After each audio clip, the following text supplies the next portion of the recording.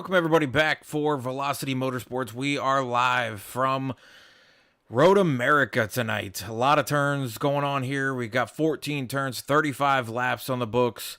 A lot of drivers in the field as of right now. We've got 26 in the field. Joined in the booth, as always, by Shadilac. Shad, we've got a big, giant 4-mile track tonight with a lot of turns, a lot of different variables on how guys can get through the corners, get through even making a lap with avoiding different cars that might go off track or get a little loose or get in the gas too early. Braking zones are different for some people. How do you expect this night to go, and how do you navigate this track yourself with figuring out the different braking points? I think during practice right now, these guys are trying to figure it out. Obviously, if you have figured it out faster than some of the others or most of the others, but the only way you're going to figure it out is being out on course, because you can't just learn it by watching someone. Because everyone's got obviously different equipment, whether it be the wheels or the pedals, shifter, no shifter, paddle shifters. So you need to go out there and you need to put serious time.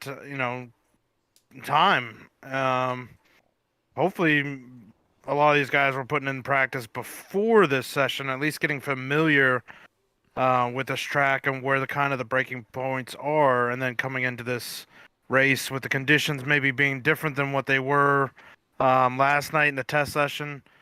They can quickly adjust to that, and hopefully when this thing goes green, most of these guys kind of have it figured out. So, Shad, no cautions tonight, no full course cautions unless the track is completely blocked for some reason with broke down cars or something like that. But most of it's just going to be corner warnings for guys, letting them know that there's something ahead that they need to pay attention to. But so far this season, this is the third race of the season, Shad. We're into the official part of the season, starting last week at Texas. Nick Gowan coming away with that win there. Opening race, obviously, was at Daytona. Tyler Dohar won that race, back-to-back seasons now. We've had two different winners. Will we see a third different winner tonight based on what you're seeing through practice? I think we very well could. I don't know who. Looking at the speed charts right now, from what practice going on, looks to be about 4 or 5 guys that could win it. Probably the 5th guy is going to need them to make some mistakes. But I'd say legit 4 guys have the chance. 2 of them have already won this season, so there's a 50-50 shot in my books whether or not we could have a different winner this season already here. But I don't know, Kurt. These fast 4, I'll call them, if they get to racing, drive it in too deep, too early, or make a mistake, they can easily wipe each other out. And if the track isn't blocked, the caution's not going to come out. They'll have to limp around this 4-mile track, and it could fall into the hands of some of these guys that are, towards the middle or back end of this top 10. So it's hard to pick a winner this early. But I think someone in those top 4 right now in the practice time is going to probably be the winner. Yeah, I mean, this doesn't come down to just being the fastest driver. Consistency plays a part. Luck plays a part, because even if you're the fastest driver and you get around this place, there could be some slower drivers in front of you that maybe hold you up or, make a mistake and get into you when you come back around to lap them. Pit strategies is going to be a part of this, because we will probably have, if we go green the whole time without any, roadblock caution coming out or nothing like that, we're going to see probably close to 3 stops, if not 3 stops for sure. That can definitely play a factor into who maybe stretches it a little longer, who maybe goes in and grabs a little more fuel, or gets fuel early, who maybe does 2 tires, if that's even a possibility. There's so many different variables that come into road course racing, and it doesn't have anything to do with the actual part of driving the track that we were just or that I was just mentioning there. Those are all factors that don't have anything to do with just you solo driving this track and making your hits in your points of where you need to brake, your turning points, you're getting back into the gas. All of that then becomes a factor. So there's so many variables tonight. I think it's going to be an exhilarating, fun race to watch. 4 miles of going left and right, braking, getting and switching gears, all the different things that people want to do. Guys might try to conserve fuel, try to ride around and just collect as many points as they can if they don't think they're fast enough. Then you get those guys like you're talking about, those 4 or 5 that could be our possible winners if this thing goes without having any issues with those guys, and they get to racing hard if they're next to each other. They could spin each other out. So there's just so many things that could happen. I don't know if there's a clear, going into this race. In some leagues, there's, 2 guys, maybe 3 that you really, really look at as saying, all right, they're probably going to win this road course. None of us really have a chance. In this one, like you said, there's 4 for sure. There's a 5th, maybe. And then what happens if those 5 get into it or make a mistake towards the end because they're pushing it to catch the guy in front of them? And it goes to the 6th guy or the 7th guy or the 8th guy. It feels like anybody could be there at the end of this race. And one fast repair tonight too. So you make a hard enough mistake and you hit the wall or get some damage or hit somebody else, or those tire barriers that are in some of these corners, you might have a bigger problem and might have to worry about even making it to the end of the race. Yeah, I think for the guys that are towards the middle or outside the top 10, I honestly would run a pace that I know I can run comfortably. Because I guarantee you, if you run a pace, don't make any mistakes, don't wreck, I guarantee you're probably going to finish in the top 10 tonight because of guys pushing it too hard. Some guys probably making mistakes or getting into one another. I would, if I know I'm not one of those fast guys, I go out here and I'm going to run my pace. Whether that's a 212, a 213, and I guarantee it, by the end of the night, if you don't make any mistakes running that pace, you'll be in the top 10 for sure. That's my call. That's what I was thinking too. Talking to a few different drivers before this broadcast kicked off, that's what I was kind of telling a couple of them is I would just go out there and I wouldn't worry about pushing it. I wouldn't worry about, like if you're not going to be the fastest guy on track or within the top 5 of the fastest cars, there's really no point, in my opinion, to go out there and push it. Just run a clean, safe race and stay on track. Guys are going to make mistakes. They're going to have to go into pits.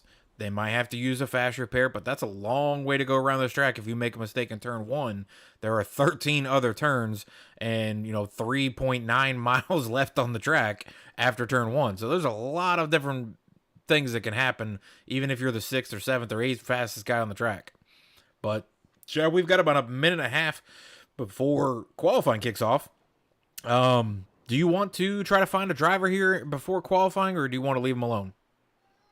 Or wait maybe till one of them goes and runs a qualifying lap? Yeah, I want to see what these guys are still out here trying to figure it out. I see a lot of guys out here still struggling. I really don't want to bother any of them in these last couple minutes of practice. Well, I know we were talking about standings last week. Unfortunately, we don't have an updated set of standings, I don't think, or at least I didn't see one. But John Taylor still, John Taylor. I don't know. I was looking at the board there, but Italian still not back, still recovering from his issues that were going on. Still big prayers out there for him that he makes a full recovery and comes back to racing or race control or wants to jump in the booth sometime or something, whatever it is. The league's here for him as an owner admin. He's, been a huge part. So, but points, obviously, it's right now, Dohar would be in the top 2 for sure. Nick Gowan would be up there with his win. He had a horrible Daytona, obviously, a horrible Daytona finish. Ryan Crooks probably is back up into the top 10. Chris Murphy's probably right there within or right around the top 10 with his mistakes that he's had in the first 2 races. But there's some other drivers out there, Shad. Jose Ruiz has had a good Daytona, had a okay Texas, didn't make too many mistakes or anything. Jovi Ray finished 2nd last week. That was a good one for him to get into this, but missed the first race, obviously, so has some making up to do, just like Ryan Crooks. Nathan Mon, also great race, finished 3rd. He's got some making up to do with missing Daytona, but I truly, Shad, I think there are... How many would you say? I would say there's legitimately at least 15, 20, 15, I think, of guys that can easily come out and maybe get a win at any point throughout the season. There's at least 15, I would say, that are right there or close to it, 10 to 15. Um, yeah, I mean, we had what, 7 winners last season? Yeah, 7 or 8. And, well, yeah, 7 or 8. Yeah, and then we've added a new good driver that won last week, so there's a new guy already. A couple others that are really good. So yeah, I honestly think we have probably 12 to 13. But then when you bring in the super speedways or even tracks like Auto Club, those are really easy tracks to drive, obviously. So I feel like anybody can win at those. Yeah, those are always a 50-50 flip of a coin on whether or not you win or, park it in the garage halfway through the race after a big crash. Yeah, so I mean, I I don't know. I think with this season being longer, I think we'll see double digit winners. Um, Especially with two road courses. I don't see the same person winning both. So there could be two different winners there. And then obviously, we got some short tracks, and then the intermediates. So I honestly think we could see double digit winners for sure this season, which would be amazing. It would definitely give this league the competition boost that I think it needs. From last season, kind of one guy kind of stealing all the wins, it seemed like. So it's nice to have some more competition. Obviously, it makes for a better show and makes it more exciting for us up in the booth. Yeah, and I'm trying to look at the schedule just so people know. Obviously, we have Daytona first, Texas. Now we're in the third race, which is Road America, 35 laps. Next week is Dover. Then we go to Nashville Super Speedway, Rockingham, Michigan, Darlington, Talladega, Bristol, Las Vegas. That's just the regular season. Then we go into the round one, which is, I believe, 12 drivers are going to make it into that, which will be Indianapolis Road Course, the first race of the playoffs. Super difficult road course for a first round in the playoffs. Richmond, short track, bump and running. Accidents can happen at any point in that race. Kentucky, which I think is probably the easiest race out of those three races, in my opinion. And then we go to the round two, which is New Hampshire and Charlotte. Two semi pretty easy tracks to run around. And then Iowa's the championship. So there's a lot of variation in that first round. I think your guys that you expect to be there maybe in round two or the championship four are gonna probably show out in round one. If they're this good and they've made it through the regular season, they're in the playoffs. They're probably gonna make it into the through round one. Those guys are gonna your cream rises to the top. Playoff two, that's a little easier. So you could probably have a couple guys who maybe not be those strong playoff drivers that maybe get a win there, and then championship four will never be able to guess who might make that. But we got Talatan out there in the chat, Shad saying, "What's up, boys? Heading back to town Thursday. Feeling great. Should be back for Dover race, which would be next week." So, all right, Tyler, we'll expect to see you next week, or hope to see you next week, and see what happens there. Yeah, it'll be awesome. Not the greatest track to come back to, tight quarters, No. fast speeds at Dover, but I love it. I've won there a few times myself in leagues, so I personally love that track. But yeah, it's great that you're doing well, man. We're definitely glad to hear it. Definitely glad to hear it. But yeah, we've got a little less than 6 minutes left in qualifying. Out of the qualifiers that you're seeing on track as of right now, any surprises in the top 10? Nobody's actually put down a lap time yet, so I'm just kind of waiting. I'm currently watching my buddy Murphy drive around here. He's actually on his first of 2 laps, and he's looking pretty good right now. I'm surprised how well the tires have actually heated up, and he hasn't really made any mistakes. So I expect this to be a halfway decent lap time. I don't think he's obviously going to be one of those fast four, but he was sitting right there in sixth place, so maybe he can jump into the top five because this lap's looking really strong. Yeah, I mean, we were talking about newcomers. Jake Roll actually joined last week, but didn't make the race. So he's a newcomer for this week. So he's missing the first two races. He's going to jump into the season and get going. Nick Gowan obviously won last week, newcomer as well. Jovi Ray newcomer, second place last week. Nathan Mon, newcomer, third place last week. Logan Joyner's in the field. Ryan Crooks in the field, first race last week, led a bunch of laps, and then all of a sudden dropped out of the race due to a connection issue. I mean, that race, I don't know if Nick would have won that race yet because Ryan was doing very well, and then all of a sudden just dropped out of the race. But we've got, Wesley Jeanette's in the field. He's, I would say, newcomer because he was not a full-time driver last year. And then there's a few others mixed in here, but there's some strong drivers that entered this league last week alone. So I think that definitely boosts a lot of people looking at it and saying, I need to up my game. I need to get my skill levels, because if you thought you were going to be 5th through 10th before we added 5, 6 guys, 7 guys, whatever it was, you're looking at possibly being on the outside of the top 10 now. Yeah, the talent that came in last week alone improved the parity of the league, and it's going to make it to where the guys that won races, last season, they may not get wins this season. Who knows? Wins are definitely going to be a premium, I think, for this season, and it's kind of one of those deals where if you don't think you can get a win, consistency is what gets it. Try to minimize your bad finishes and, have solid finishes. Top 5s, top 10s will get you in the playoffs if you're consistently doing that. So you don't have to win to make it into the playoffs. Just need to do well and consistent. So, but I'm looking forward to seeing what the newcomers do here at this track. Like you said, Wesley Jeanette was really good last season at the only road course we did, which was the Roval, which he ended up winning. So we'll have to see how he is here at Road America. Looking at the times right now, he's very close to the pole.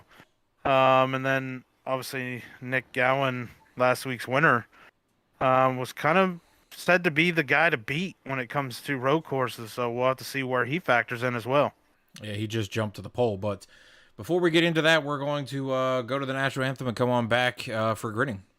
So we'll be right back.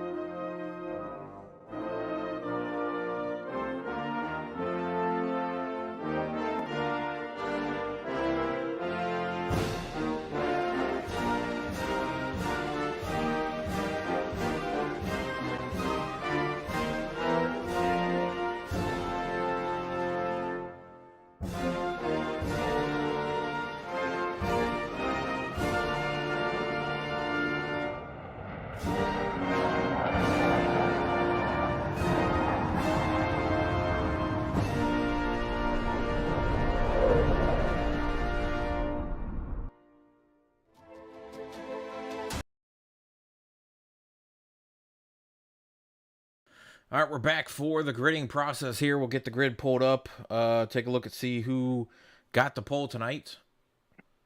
And I'm hoping STK has not crapped out again because I don't see it coming across the screen when I hit grid.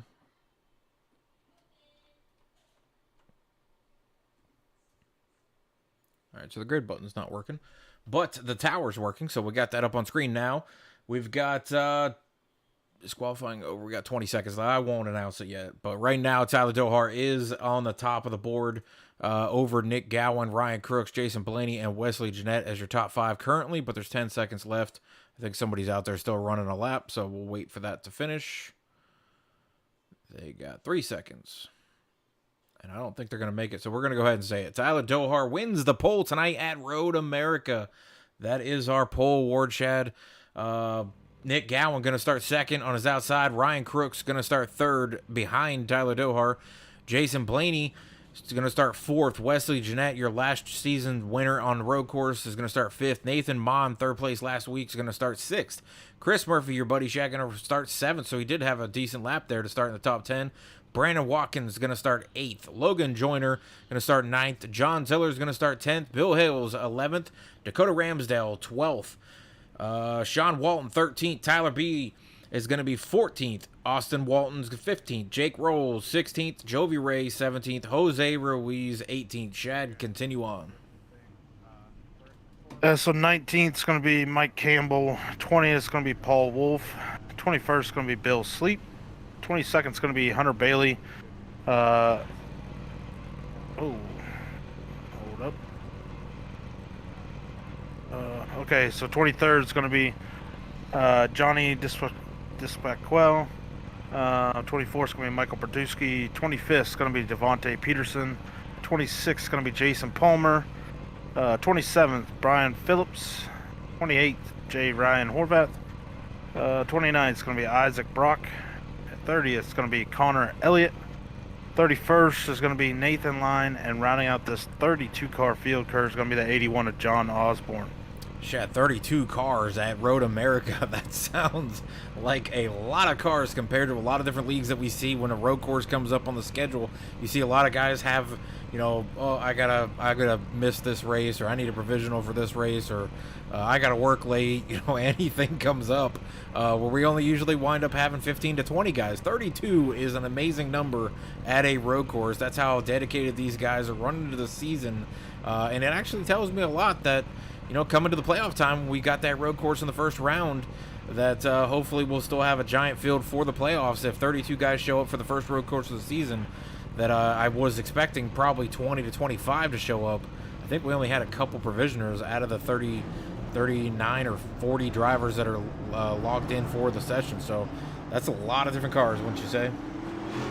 Oh, yeah, 32 at a road course is something you rarely see in leagues. Like you were saying, most of the time a road course comes up on the schedule, guys are always making up excuses of why they can't make it.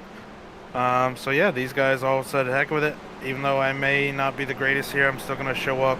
I'm going to try to get what points I can get and see where I finish. But Kurt, I got to tell you, this front row's got a car on it I wasn't expecting, and that's that 77 of Tyler Dohar. Has said many a times that when it comes to road courses, those are like throwaway races to him, that he never is any good at them. And here he is sitting on the pole over the guy that we thought was going to be, seconds ahead of everyone. But, the top 5, 6, 7, I'll call it, are all pretty close. I mean, 2 seconds over the front 7, over a 4.5 mile track. It's actually not that much. I mean, you're talking a tenth or two here and there, and all of a sudden you're up to 2 seconds. So, I think, with these guys up front, these first couple rows get racy, it could bring in the guys in the 3rd and 4th row. So, they're going to have to keep it clean and green, and realize that it's going to take a couple laps for these tires and their brake rotors to get warmed up before these guys can really start hard charging these corners. Yeah, I'm kind of looking at the top 2, Shad, and they're a second, Gowan almost a second faster than 3rd. So that's a lot of time between 1st and 2nd to 3rd, a second almost. And then, like you said, 2 seconds for the first top 7 or whatever it is. But I'm kind of wondering, Tyler Dohar doesn't get to choose which lane he's going to be in. Normally, you'd think, inside lane would be the one to start on, but he'll have that left side inside, so not the outside towards the right side, but he'll have that inner jump into turn 1. I'm wondering if Nick Gowan goes out really hard to start this race, Shad, to try to get in front of Dohar. Does he let him go to try to get him out there and maybe burn up his tires a little bit more than Dohar would because we know it takes a few laps to get these tires warmed up, or the rotor's good, before you can start laying some laps. I think I heard 3 to 5 laps earlier. What would you do there if Gowan really goes for it in turn 1? You don't want to be wrecked in turn 1 after starting on the pole, right? So do you let him go? I think if I'm these front 2 guys, if the guy either to the inside or the outside wants the lead that bad, I let him go. And then just ride behind him and try to force him into mistakes, especially if I'm Gowan. You know, Dohar might have got the pole, but can he run fast laps consistently and not make a mistake? Gowan's been known to be the road course guru. If I'm him, I sit behind Dohar and make him pull me around this 14-turn track and try to force him into a mistake and make a pass that way, because if you go diving it down into turn 1 or turn 2 or down that long first straightaway, these brakes and tires aren't warmed up. It's very easy to overdrive it and be in the gravel. Well, Shad, we got him coming through the final turn before we kick this thing off. Green flag is in the air, being ready for being waved. Race official up on the stand, ready to call this thing and get it started up, Shad. We're at Road America for race number 3 for Velocity Motorsports. Green flag should be waving any second, and there it goes. We're underway as these guys get through the gears down the front stretch. Turn 1, Shad, most hazardous turn in my opinion. The restarts. Yeah, pretty clean right there. Everyone giving each other plenty of room. Even though Gowan had the jump, he got on the brakes early and kind of let it go through there nice and smooth. Didn't want to overcook it, and that allowed Dohar around to retake the lead. 22 of Jason Blaney up on the track. Got 3 cars mixed into there. Caution is out because the track is blocked underneath that Arian sign up there. Wow. Oh, wow, yeah. It is a complete log jam there. Yeah, the 22 Jason Blaney has severe left front damage. That tire is not even rolling, Kurt. That's going to be a fast repair already, as we didn't even make it through the first turn. No, not at all. We'll go back and take a look here and see what happened to Jason Palmer. So as we look back here, or Jason Blaney, sorry. We'll go back and pull up the far chase and take a look to see what happened here in the corner. So this is on the front stretch before the green flag waved. He started 3rd, Shad. So a great start for, fourth, sorry. Great start for him before turn 3. And like you said, Gowan did get a little bit of a jump. He gets into the first corner a little better, but then Dohar outbrakes him into the corner and goes right by him, takes the lead. Blaney coming through, 74. Wesley Jeanette gets loose. 22 gets loose, hits the tires, and comes back up onto the track, Shad. It turns the car right into the track, in which his teammate Wesley Jeanette hits him. Then the 5, then the 42, then we got the 33, the 81, the 63, the 23. There are so many cars piled up here. There's a lot of cars mixed into here. Yeah, I see at least 4 fueled up motorsport guys involved in that wreck.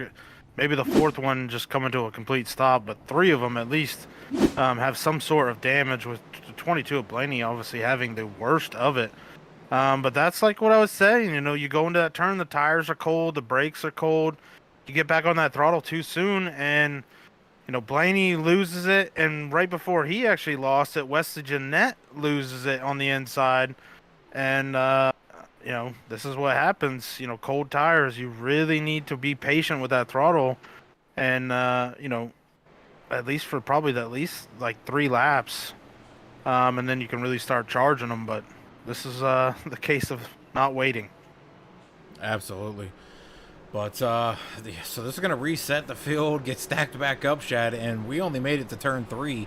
Do we make it past turn 3 this time on the restart? Guys, you know, we might have a couple guys up there a little further than they were with all the cars that were stacked into that pile of cars that just got locked up there.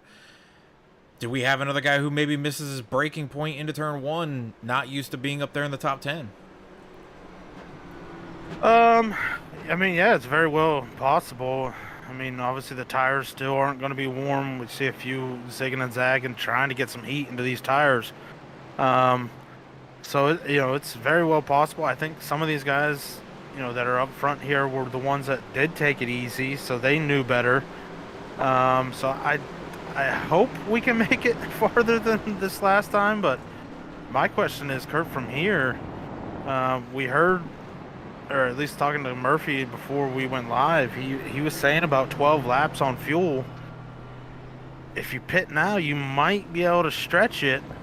If you don't, you're gonna have to make a pit stop just to be able to make it to the end of the stage, which we all know they're not throwing a caution for.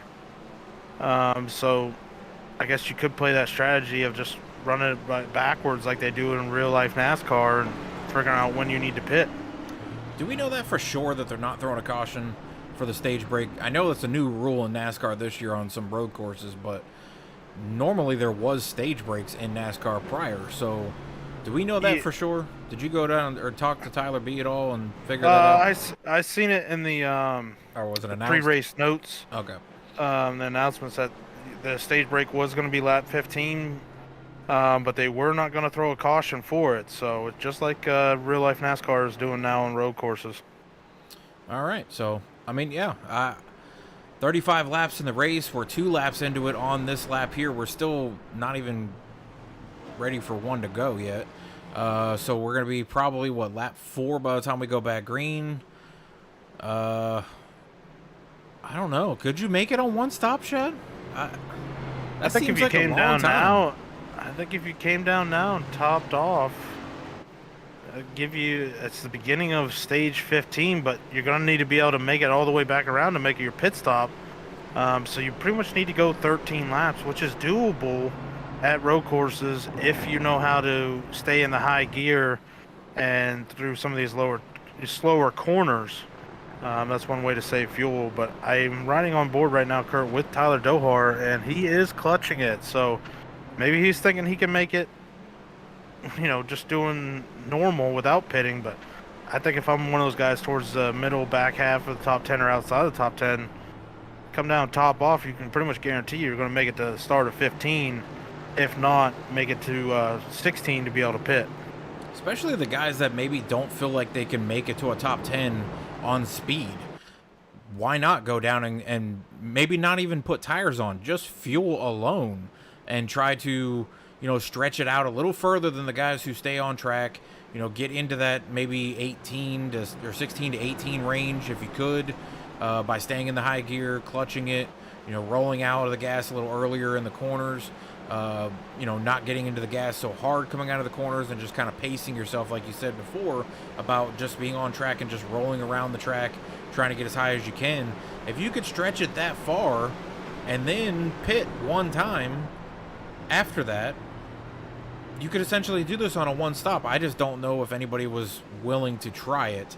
I saw the 38 did come down, Nathan Line, and it looks like the 71 of Papa Bear did hit pit road as well. But it looks like they were not in pits that long. Nope, never mind. Nathan Line in there for over 14 seconds already. So I'm going to guess he's got some damage. Nope, 15.1 as a stop. I wouldn't have taken tires if I was them, Shed. No, I wouldn't take tires. That's they do have 5 sets, though. Yeah, but the one thing iRacing hasn't figured out is the tire module for this car at road courses. You can legit run the same set of tires this whole entire race and still be just as fast at the end of the race as you are at the beginning of the race, just because the tires don't wear for some reason at road courses in these cars. So if I'm anyone coming down, I'm topping off only. I'm not putting any tires on it, because obviously I don't want to have to go another 3 laps waiting for the tires to come back to me. I mean, I guess it's not going to hurt you too much, because you're going to be able to make it up the time of getting to the back of the field before we even go green anyways. So I guess the pit stop time doesn't really matter if you're in there for 5 seconds or 14 seconds. But I don't know. I just, like you said, with the warming up of the tires and things like that, I don't know if I would risk that. But it does mean you would have a little fresher tires a little longer to where you could make up some time or make up some positions. But I don't know. A lot of different variables there. We'll see if the guys who did come down pit road, it looks like from 22nd back, did come down pit road. But actually, it looks like Jovi Ray in 20th came down pit road as well. So there's some guys back there that might be thinking long strategy, long run, trying to pull out, a rabbit out of their hat and try to make a top 10, top 5, or even squeak out a win somehow here. But I don't know. I'm what was it? Top 3? Made it through turn 3 without any issues. 4th place spun out. Caused a big log jam. We had a lot of guys that made it through, but a lot of guys just did not make it through.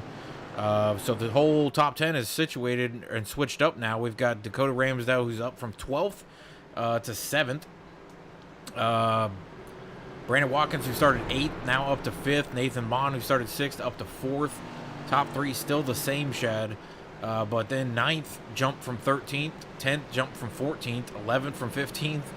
12th from 16th, 13th from 18th, and then 14th up from 22nd. So there's a lot of big movers there because of the log jam and the pit stops. Yeah, I'm looking at one car. It's showing a lap down. That's 74, Wesley Jeanette. Yeah, he was still on pit road for a long time.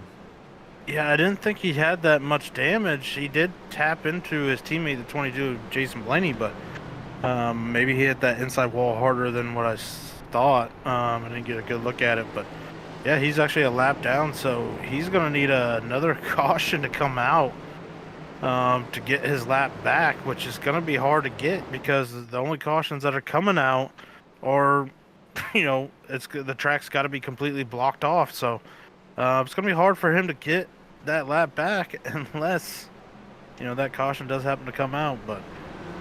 I didn't think it was going to come out, but it came out pretty quick here. So it's possible, I guess, for somebody to have another caution come out. I mean, he could, if he pitted, Shad, he had to have pit, right? So maybe he's one of the drivers that might be trying to stretch it out for a one stop and not have to spend, 30 seconds down pit lane. Maybe he makes it up that way. He is fast on road courses, apparently. So I don't know. Yeah, if he did come down top off, maybe he can make it to lap 16, which is what he would need to make it to win the stage and not lose a ton of ground just cruising around here with no fuel. But, it's going to be tight for him to do anything without getting that lap back. So, hopefully... We're finally on 1 to green now, so we're actually going to go green 5 laps into the race, Shad. So these guys up front have been clutching it for a long time to conserve fuel. If they can go 12, that would put them, 17, 16, if they've been clutching it enough. I still don't know if that's... I don't think that's enough to make it on... Well, you can make it on one more stop. It'll be tight, though. But the guys who came down pit road there, I think that's the smartest move. Because they definitely extended themselves. Yeah, I think there's going to be at least 2 stops to the end of the race from here. No matter what, if you came down early or not. Or came down topped off. My question is just who can make it to lap 16? It's one thing to make it to the beginning of 15 to get that stage. But you got to make it the whole way back around to be able to get that fuel that you're going to need for sure. So we'll have to see out of these leaders who can make it, if any. And if not, maybe some of those guys that did come and top off, maybe they can make it, but they're going to have to know how to save fuel at road courses to do it. Absolutely, but we got some people out there in the chat viewing the race here. If you've got a driver that you are here to watch or anything like that, please let us know, and we'll take a look and see where they're at or how their race is going so far. We are under caution. 1 caution so far in this race on lap 1. Turn 3 is when that caution came out. So we've spent the last 3 coming to 4 laps under yellow, and we'll go back green here as soon as they come back around. They're coming around through turn 10 right now, I think, during the backstretch. I don't know, Shad. Tyler Dohar showed me something there where he went a little further into turn 1. A lot of passing is where you feel comfortable braking, and if you can extend how far you go into the corner to take that pass. Dohar didn't have the greatest jump. Gowan got through the gears better. He got into the corner better, or to the corner faster, but Dohar outbraked him through the corner and came away with the lead from the pole. But it looked like Gowan was going to take over the lead there until Dohar did that. So Dohar's going to have to be on his game, especially with Gowan. Crooks right behind him. And it's not just looking out your own windshield. You got to be worried about guys running you over in the back because your braking point's different, or your let-off point's different, or they miss the braking point themselves.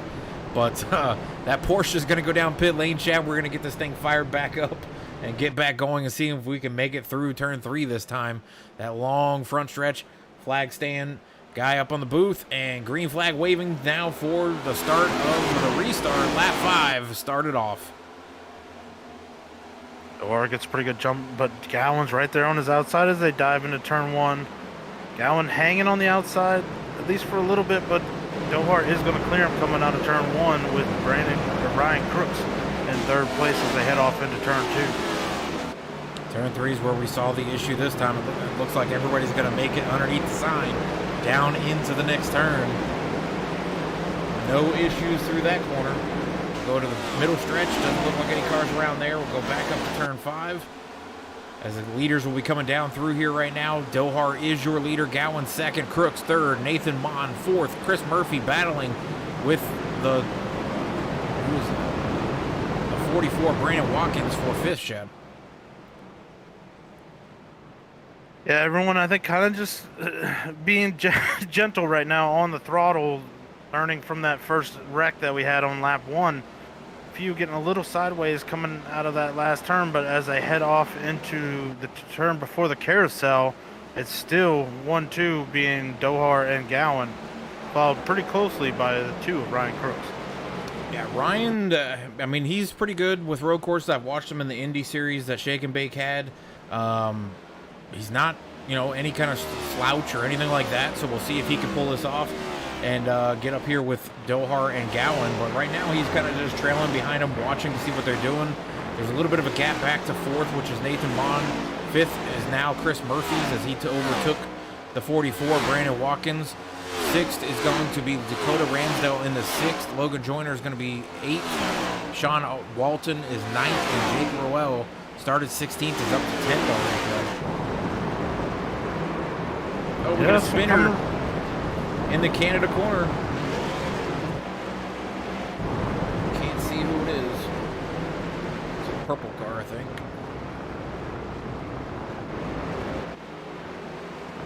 Looks like they're back going, so no caution. No blockage this time. Yeah, that's going to be that 26 car of J. Ryan Horvath that went around there in Canada corner. Got it back going, though. I don't see any damage. And looks like everyone else made it through there without any damage as well, so still keeping it green. Shad, something? Wait, nope, never mind, sorry. Dohar blinked. It took him out of the lead on my board, but he blinked, so that's why. But I was going to say Gowan took the lead, and it showed Dohar falling down through the stats, and I was like, oh, God, something happened to Dohar. But back up front, as I see Dohar is still our leader. Now 6 laps into the race at Road America for Velocity Motorsports race number 3. We are staying green, Chad. No cautions. We've seen at least one car spin off there in Canada corner. I think there was another car there, too, a red car. I believe that was Brian Phillips or Bill Sleep in the 63. Oh, we got one going off into turn 5, off into the gravel trap. That's a red car. I think it's Jake Roel. Yeah, it is Jake Roel in that Tabasco machine. Picked up some rocks. He's got it going again, but he's now behind the 12 of John Tiller. So there's a lot of different variables here. You can drive the smoothest race possible and still have a mistake. Yeah, this is a track where you're not pretty much driving your competitors. You're more or less driving the track itself. You're driving the track, but it's not too far behind would be the drivers, and then it's, strategy and everything else that comes into it. But just racing your race, I think, is the easiest thing, but not so much because anybody else's mistake could, trip you up.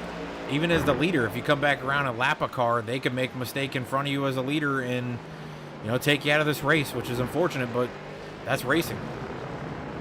And Dohar's starting to pull away, Shed. He's out to over a second and a half as he comes down through the front stretch here to lead lap number 6 complete. Yeah, Dohar's running really well right now. I don't know how much Gallon's pushing it if they both are trying to make it to lap 15. Granted, you can win the stage or get stage points on pit road if you cross that finish line. So I don't know if Gallon's really pushing it. 42 of Johnny Disquali around 2. 74 Wesley Jeanette around as well. Woo. 42 went around there, collected the 74. I believe that was the final turn where that happened. Actually, it might have been through the kink. Wow. And Dohar is blinking like crazy, apparently. Actually, there's a lot of cars blinking on track. So far, Shad, do you think Dohar is running the smartest race that he can run here for the fact? I mean, we were kind of surprised to see him at the top of the board for the pole. But he said he's put in a ton of time in road course racing. He spent many, many months driving different road courses. A few here and there more than others, but did a lot of road course racing, I guess, the last 3 months. Yeah, I'm sorry. I was just watching the 81 of John Osborne went off into the gravel trap in turn 1. And then hit the inside wall. A lot of damage to that 81 machine. Almost collects the 25 when he comes back onto the track, but nobody else involved except for that 81 who's got pretty good damage. Might need a fast repair on that thing already. But back to your point, Kurt, I think Dohar's out there running his pace that he's comfortable with running, and it just happens to be a pace right now that is keeping him out front of that 3 car. But I think these two both right now know that this race might come down between the two of them as long as neither one of them makes a pretty big mistake. Well, Shad, if you're Ryan Crooks and you're sitting back here, you're sitting almost 4 seconds already, 4.5, almost 5 seconds back from the top 2. What do you do to change it up? We hear, Larry McReynolds always says you can't win the race if you follow the leader because you're going to wind up just following the leader. So how or when or what do you do to change it up to try to get in front of the 77? Do you try to pit 1 lap earlier? Do you try to stay out on track a little longer? Do you, what is it you can do? Well, it depends on what he's wanting to get. If he wants stage points, he could pit earlier. And then some of those guys that maybe can make it to 15 on pit road, he'll lose out the stage points, but then he might be able to gain some time running by himself. But right now, the way I see it, if he was to pit now, it would put him clear back into a pack, I think right around the 39 car, which if he comes out in front of the 39, he would have some clear racing for a little while. But that's the thing you have to think about now too. It's just like in Formula One racing. When those guys decide to make a pit, you have to think about the delta of a pit stop and where it's going to put you in if you're going to be in any traffic. Because if you come out and are in a serious amount of traffic with slower guys, you're obviously not going to gain any time to the guys in front of you. You're going to actually lose time. So if you're going to pit, you want to make sure you can find yourself an opening to where you're going to come out after you make that pit stop.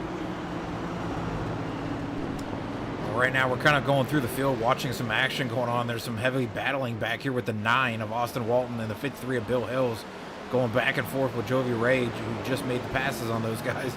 And then Brandon Watkins is trailing these guys, but there's a lot of action all over the place, Chad. We can't cover every single corner at all times, obviously, so kind of just floating around here. But Tyler Dohar stretching his lead out to almost 2 seconds over Nick Gowan. We've got 8 laps completed, Chad. We've got that stage break coming up in 7 laps.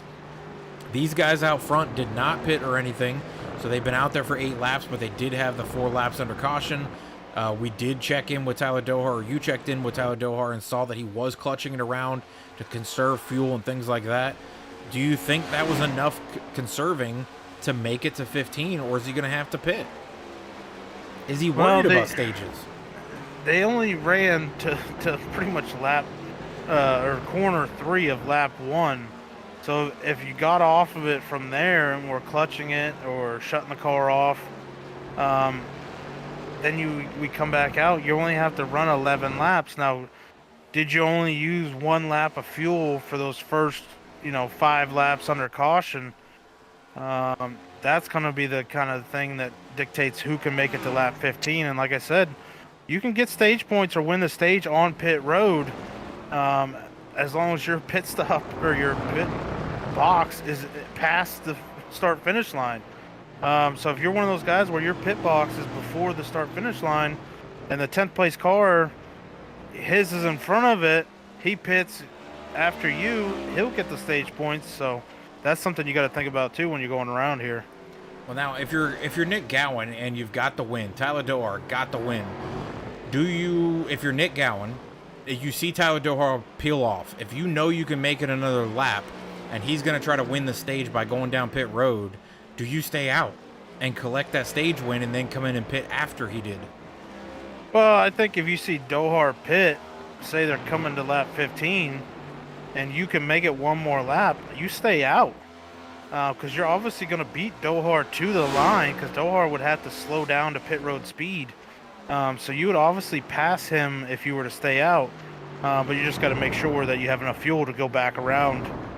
And then I think as far as like where they would come out, I would think they would come out probably about the same, as long as whoever was to stay out, whether it be Gowan or Dohar, isn't sputtering coming down pit road.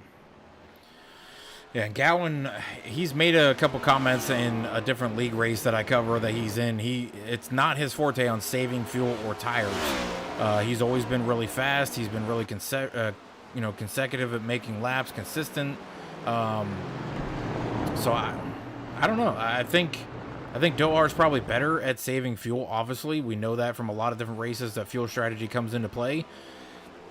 I feel like he could probably be one for sure to extend it more than Gowan could. So I don't know. I feel like Dohar is going to stay out if Gowan pits, collect that stage win, come around, pit, hopefully still run a little faster. I mean, he's consistently running faster laps. He's running about a half second faster than Nick Gowan now, 10 laps into this race, Chad. So if he stays out, Gowan pits, he gains all that time, plus he's already 2 seconds out in front of Gowan. He might come out with a bigger lead. Yeah, I'm right on board with Dohar right now. Going into turn 1 where the braking point started, he actually shut the car off, and then downshifted down into third gear and then kicked it back on. Now he's doing the same thing here on this first backstretch, going down into the left-hander at turn 5. Shut the car off and let it coast for a little bit. So I think Dohar's trying to make it to at least lap 15, whether or not that's going to be on pit road or if he's going to stay out to come to 16. But Dohar right now is saving fuel and still running faster than second and third place. That's what's surprising, Chad, is he's shutting the car off and still running a half second faster than the guy in second who's not shutting it off. Well, I'm going to ride on board right now with Gowan and see if he's doing the same thing, and also Ryan Crooks, because it's not like the gap's shrinking, so I would think that they're probably all three doing the same thing. If not, then Dohar's just somehow became a road course guru overnight. Well, like I said, Gowan has been known to say that he is not a fuel saver, so I don't know if he knows how to clutch and how to shut it off and where to do it and when to do it and how much to do it to be able to conserve enough fuel. But if Dohar is able to stretch it, Chad, I mean, if he could make it, if we got 35 laps in the race, if he could make it, Chad, somehow to 17, he could technically stretch it again, possibly, to make it to the end of the race.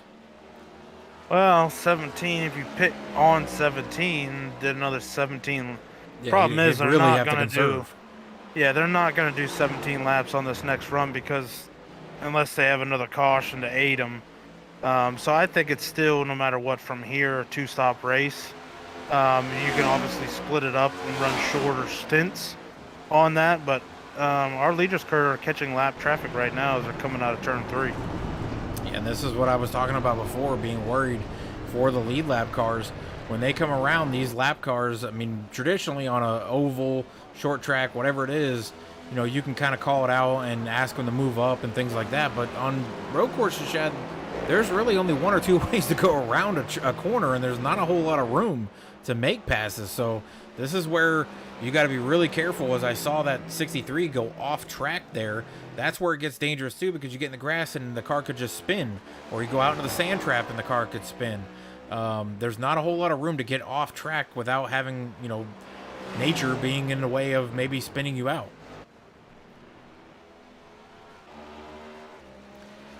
Chad, did you hear anything in Nick Gowan's car or Ryan Crook's car as far as them shutting it off or clutching it to make you think that they're going to be able to extend it just as much as Dohar may be able to do? When I was on with Gowan, I didn't hear him shutting it off. Ryan Crook, so far, riding along with him, not hearing anything shutting off wise either. Now, granted, the shutting off that Dohar is doing, it's not for very long, so I don't know if it's going to make up enough to go 4 miles and 14 turns back around, but every little bit, you know, obviously helps on a, 12-lap run as it is. So if you can go 13 laps and your competitors can only do 12 because they can't make it back around, then obviously you're gaining something. Yeah, and I mean, Dohar, during those caution laps, you said you heard him clutching it or shutting it off.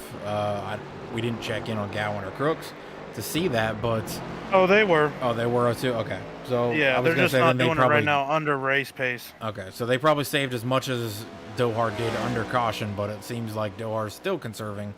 But I don't know. It's going to come down to who saves the most between the fast guys.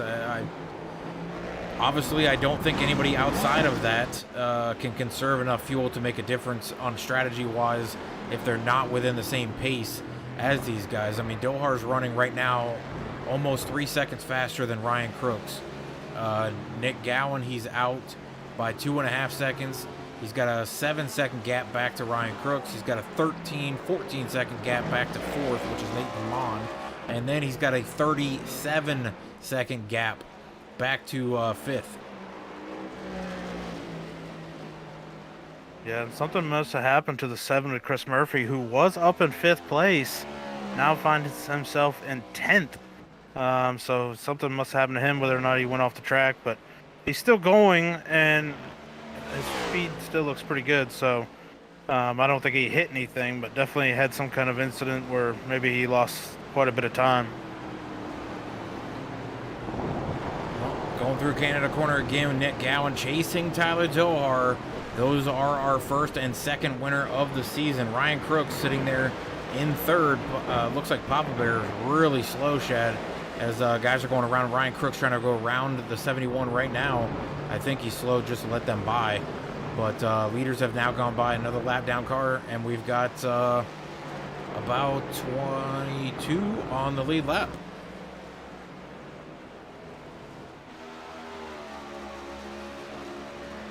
Yeah, 22, and I think the next car that Dohar's catching, which he might get him coming off turn 1, if not coming out of turn 3. Looks like going into turn 3, actually, he's going to make that pass. And I think that is the Connor Elliott in the 15. Yeah, the 15.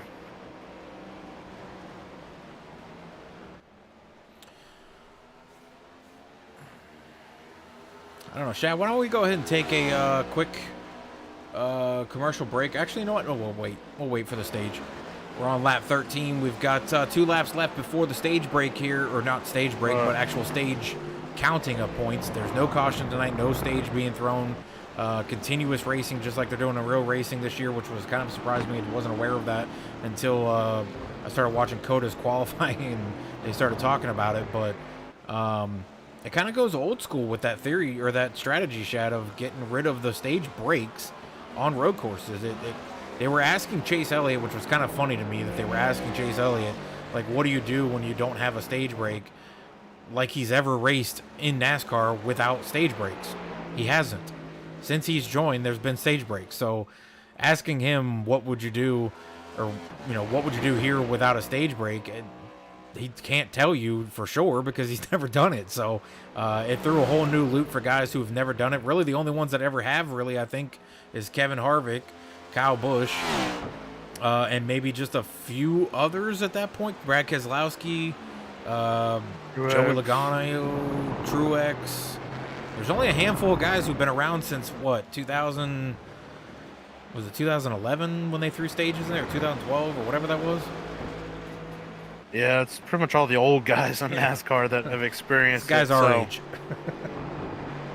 Yeah, all the new guys or younger guys in their 20s, they haven't experienced it. So yeah, it definitely probably threw some of their crew chiefs that may have not been around as well for a wrench. But I'm sure they could, like the guys at Hendricks. I'm sure they could fall back to Chad Canals for some strategy and what he used to do, and probably some of the other teams as well that maybe had a crew chief that had never experienced something like that.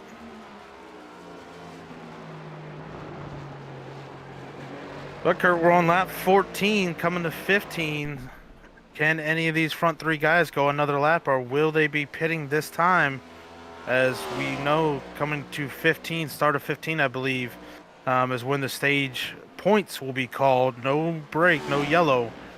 But currently still, Ryan Crookscurt actually on pit road, along with Logan Joyner, Jose Ruiz, Chris Murphy, all coming down. So they could not go to the end of 14. And I don't know if Ryan Crooks has a clutch or not, so that might be possible why too. But yeah, talking about what we were talking about, Shad, I was sitting there thinking while they asked Chase Elliott that, and I was thinking Ty Gibbs might have not even been born, and then I had to go back and count thinking when stages were, but he was only like 7 when they started stage racing, so he definitely for sure had never figured it out. But I mean, even the truck series, Kyle Busch, stage guy, did not get it done in the truck series that race because he messed up. He tried to go past the stage, and the other guys pitted at the stage timing because they knew they could pit, not lose their position, and complete the lap to get the points, and then came back out on tires, and Kyle stayed out like an extra 3 laps thinking he was going to extend his lead, and a caution came out, and he got kind of screwed on that one. He made it back to second, but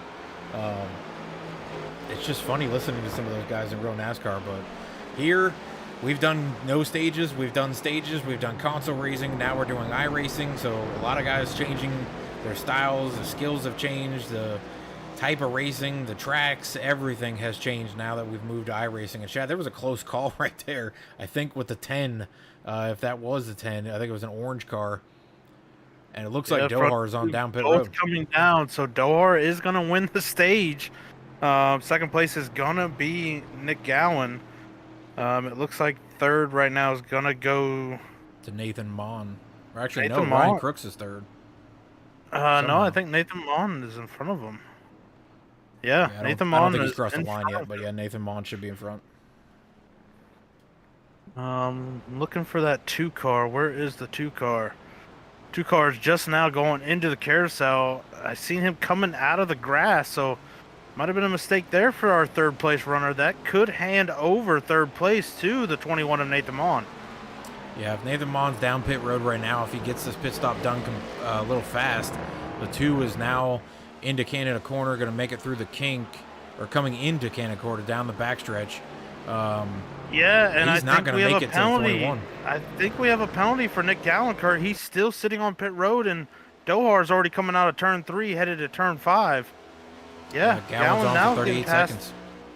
Yeah, now he's getting passed by that 21, so big news there for shakeup as far as second place. That's kind of surprising to me, Shad. How do you get a pit road penalty on a road course? You got to be so slow as it is. It had to have been entry because he didn't make it out of pit road, so it had to be entry in. I don't think you speed on pit road because you're so slow there anyways. He did pass the 10 car on pit road, so he might have been speeding making that pass, but now he is way back in third place, I believe. Actually, I think second right now is Jovi Ray. Yeah, this thing's not updating me quick enough because they're all on pit road. Pit road is busy as can be right now with guys everywhere on this corner. But It's weird. There's a lot of people down pit road. I wasn't expecting to hear pit road penalties at a road course, but if Gowan got hit there, which he obviously for sure did, as he was on pit road for 54 seconds, Shad, that's a giant gap that Dohar now extends out in front of him. Yeah, I think Jovi Ray in the 33 leaf filter machine is actually in second. He just came out of the carousel, now going through the kink down to Canada corner, and he's about what is he? About 32 seconds behind Tyler Dohar. So, yeah, I think Jovi Ray right now, Kurt, is taking over second place. I think he pitted early. Not sure where it got him for the stage, but yeah, he pit 3 laps, or 3 laps before Tyler Dohar did.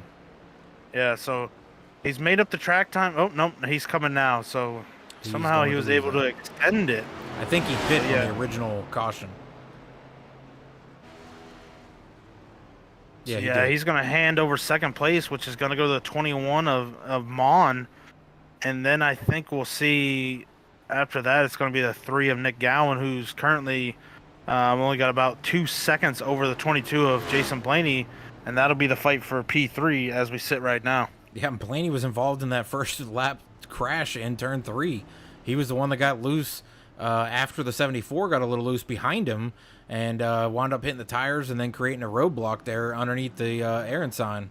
So big recovery for that 22. Wasn't expecting to see the 22 up here on a road course. Did not obviously see him run the road course last season that Wesley Jeanette won, but obviously Jason Blaney's got some road course skills if he has made it all the way back up into the top 5 after having that big wreck. Yeah, another guy found himself in the top 10 right now is at 23 of Jose Ruiz. He's up to 6th place, I believe, right now.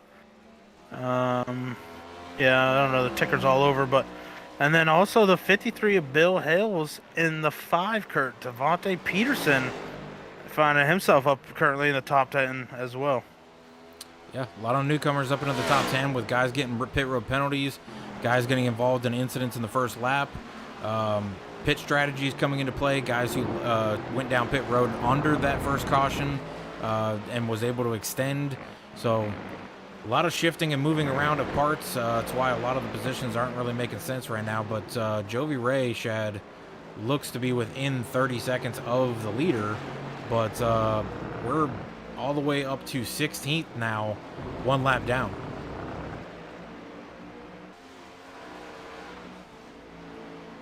And now that we have completed that stage, why don't we go ahead and take the break, sip on a soda, whatever you got, and we'll ride around with these guys.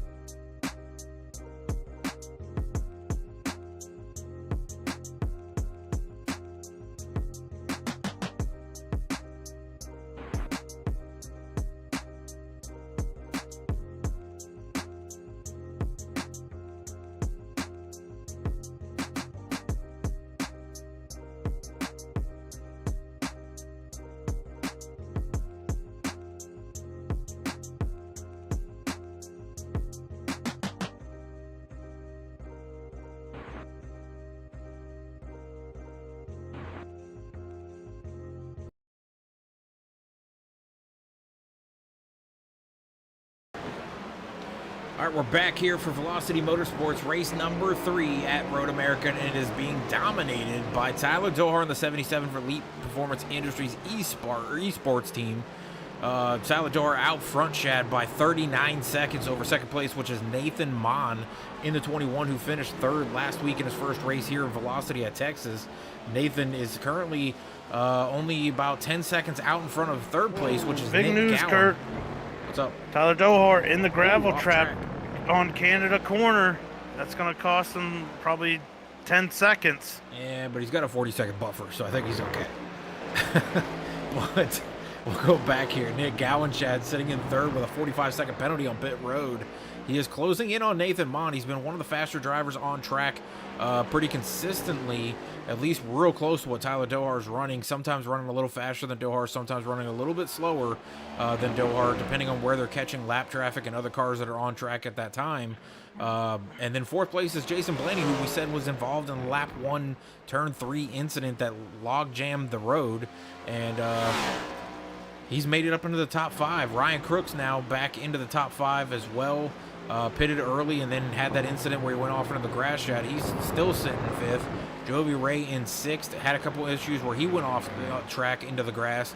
Jose Ruiz 7th. John Tiller in 8th. Bill Hills up to 9th. Devontae Peterson in that 5 Kellogg's machine shed. Looks like he's going to be in the top 10 as of right now, sitting 10th. And Ryan Horvath in the 26th, and we sit in 11th. Brandon Watkins 12th. Christopher Murphy 13th. And Johnny Dispasquale in 14th. Yeah, there's coming up on a handful of cars, the leader is, as he blows turn 6 right there. It's going to cost him probably a couple of seconds. So yeah, right now, Dohar, even though he's dominated this race, hadn't seen him make a mistake until this last half lap or so. It just goes to show you how much trouble these drivers are having when even the leader, who's been dominating, even he's right now found the gravel trap. So, but currently he's going to be coming up to that 7 car. Had hit the 7 of Chris Murphy a lap down until he went off in Canada corner. And then in front of that, it's going to be that 44. And then the 26 would be the next car after that to possibly go a lap down if Dohar doesn't make any more mistakes. Yeah, he's starting to get a little loose in the corners and stuff, which is surprising to me because he's got that much of a lead, Chad. Would you really be pushing it to try to get through these corners as quickly as possible? I mean, he's out, as of right now, 46 seconds over second place. He made a mistake. He spun out in the corner. Ooh, he's got a car right in front of him that's all over the place. The 26. Wow, goes right around him on the front stretch. But do you push it? I mean, you have a giant lead. Why try to run consistently those lap times that we've seen him running? Why would you back it off a little bit, roll, hit the clutch, shut off the car, whatever you'd want to do, just take a Sunday drive. But he's out there running lap times that are pretty consistently being the faster laps on track between him and a few others. Why push it?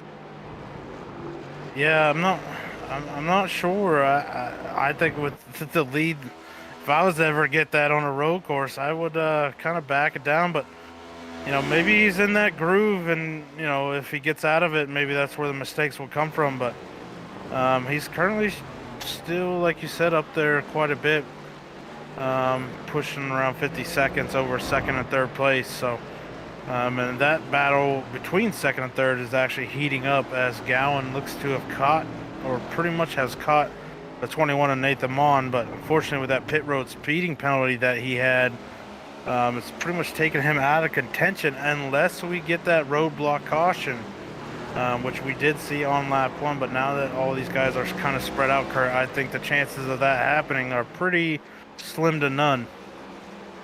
Oh, absolutely. I don't see it happening, but I mean, we never know. But yeah, if I was if I was Dohar, I'd be just pacing around this place. We've got 14 to go now.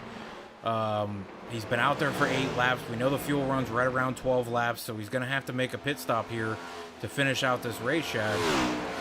Nobody else can make it, without a pit stop here. So I think I would back it off, maybe even a half second of lap. Even that still puts him within the top 5 fastest drivers on track. Yeah, he could actually probably pit right now and still come out with the lead, as far as he is out front. But I don't want to question a driver, but he's gonna race his race. Obviously, Dohar does what Dohar does. But he's definitely pushing the limits still, which is fine. But it could end up costing him if he was able to see a wall or something in one of these spins or something. Yeah, but we'll go back through the order here. Nick Gowan going to be second in that 3 car, has made his way into second place, but he is currently 49 seconds back from the leader, Shad. So unless a full course caution comes out again, I don't see him catching Dohar. Not with the speed that Dohar is consistently running. Again, fastest car on track, and Gowan was almost 2 seconds back from his pace. So I just don't see it happening. I mean, second place is a great number to finish. Top 3 2 weeks in a row for your first 2 races. Nathan Mon sitting there in third. Both him and Gowan would finish second and third for the second time 2 weeks in a row. But I don't see him catching him. But Nathan Mon right there in the sun drop sitting third. Jason Blaney all the way up to fourth, Shad, after having that first lap caution. Kind of surprising. He used that fast repair and hasn't had any issues since. No damage, no scrapes, no really anything we've seen. But he's making up some time on those 2 out in front of him. He's about 3 seconds back. Fourth place is Jovi Ray, who we've seen off track as well. But he's currently sitting in the 5th spot in that 33 leaf filter machine. Jose Ruiz, sneaky, quietly up to the top 10, sitting 6th right now, Shad, in that 23 machine. Kind of a surprise. I think back at the Roval, I think Ruiz, Murphy, Dohar, and those guys did not finish in the top 3, but they finished in the top 6. So, not terrible, but with the guys we had come into the league, I did not think they would still be here in the top 10, or at least between 5th and 10th, I guess. John Tiller sitting 7th in this 12 machine. Very good race for John Tiller. Bill Hale's awesome race for Bill. He's had pretty eventful races. Is currently in the top 10 in points, and he's currently sitting 8th, up 3 spots. Devontae Peterson, though, Shad, is up 16 spots since the start of this race, sitting in 9th. This 5 Kellogg's machine has been great tonight. Definitely ate his cornflakes. I would have said Wheaties, but he's definitely running the Kellogg's cornflakes machine. Brandon Watkins sitting 10th right now in that 44 machine. Had some eventful issues early on, but has just stayed in that 10th, 6th to 10th range. Ryan Horvath sitting 11th. We've seen him off track, Shad, spinning around in a 360 out in the sand trap. Still able to come back up 17 spots to 11th. Chris Murphy, your boy, sitting here in 12th. Not very eventful night for him. Just kind of running out and running his pace. Johnny Dispacquali, for the 42 fans out there, we've seen him spinning around as well and collecting the 74 Wesley Jeanette.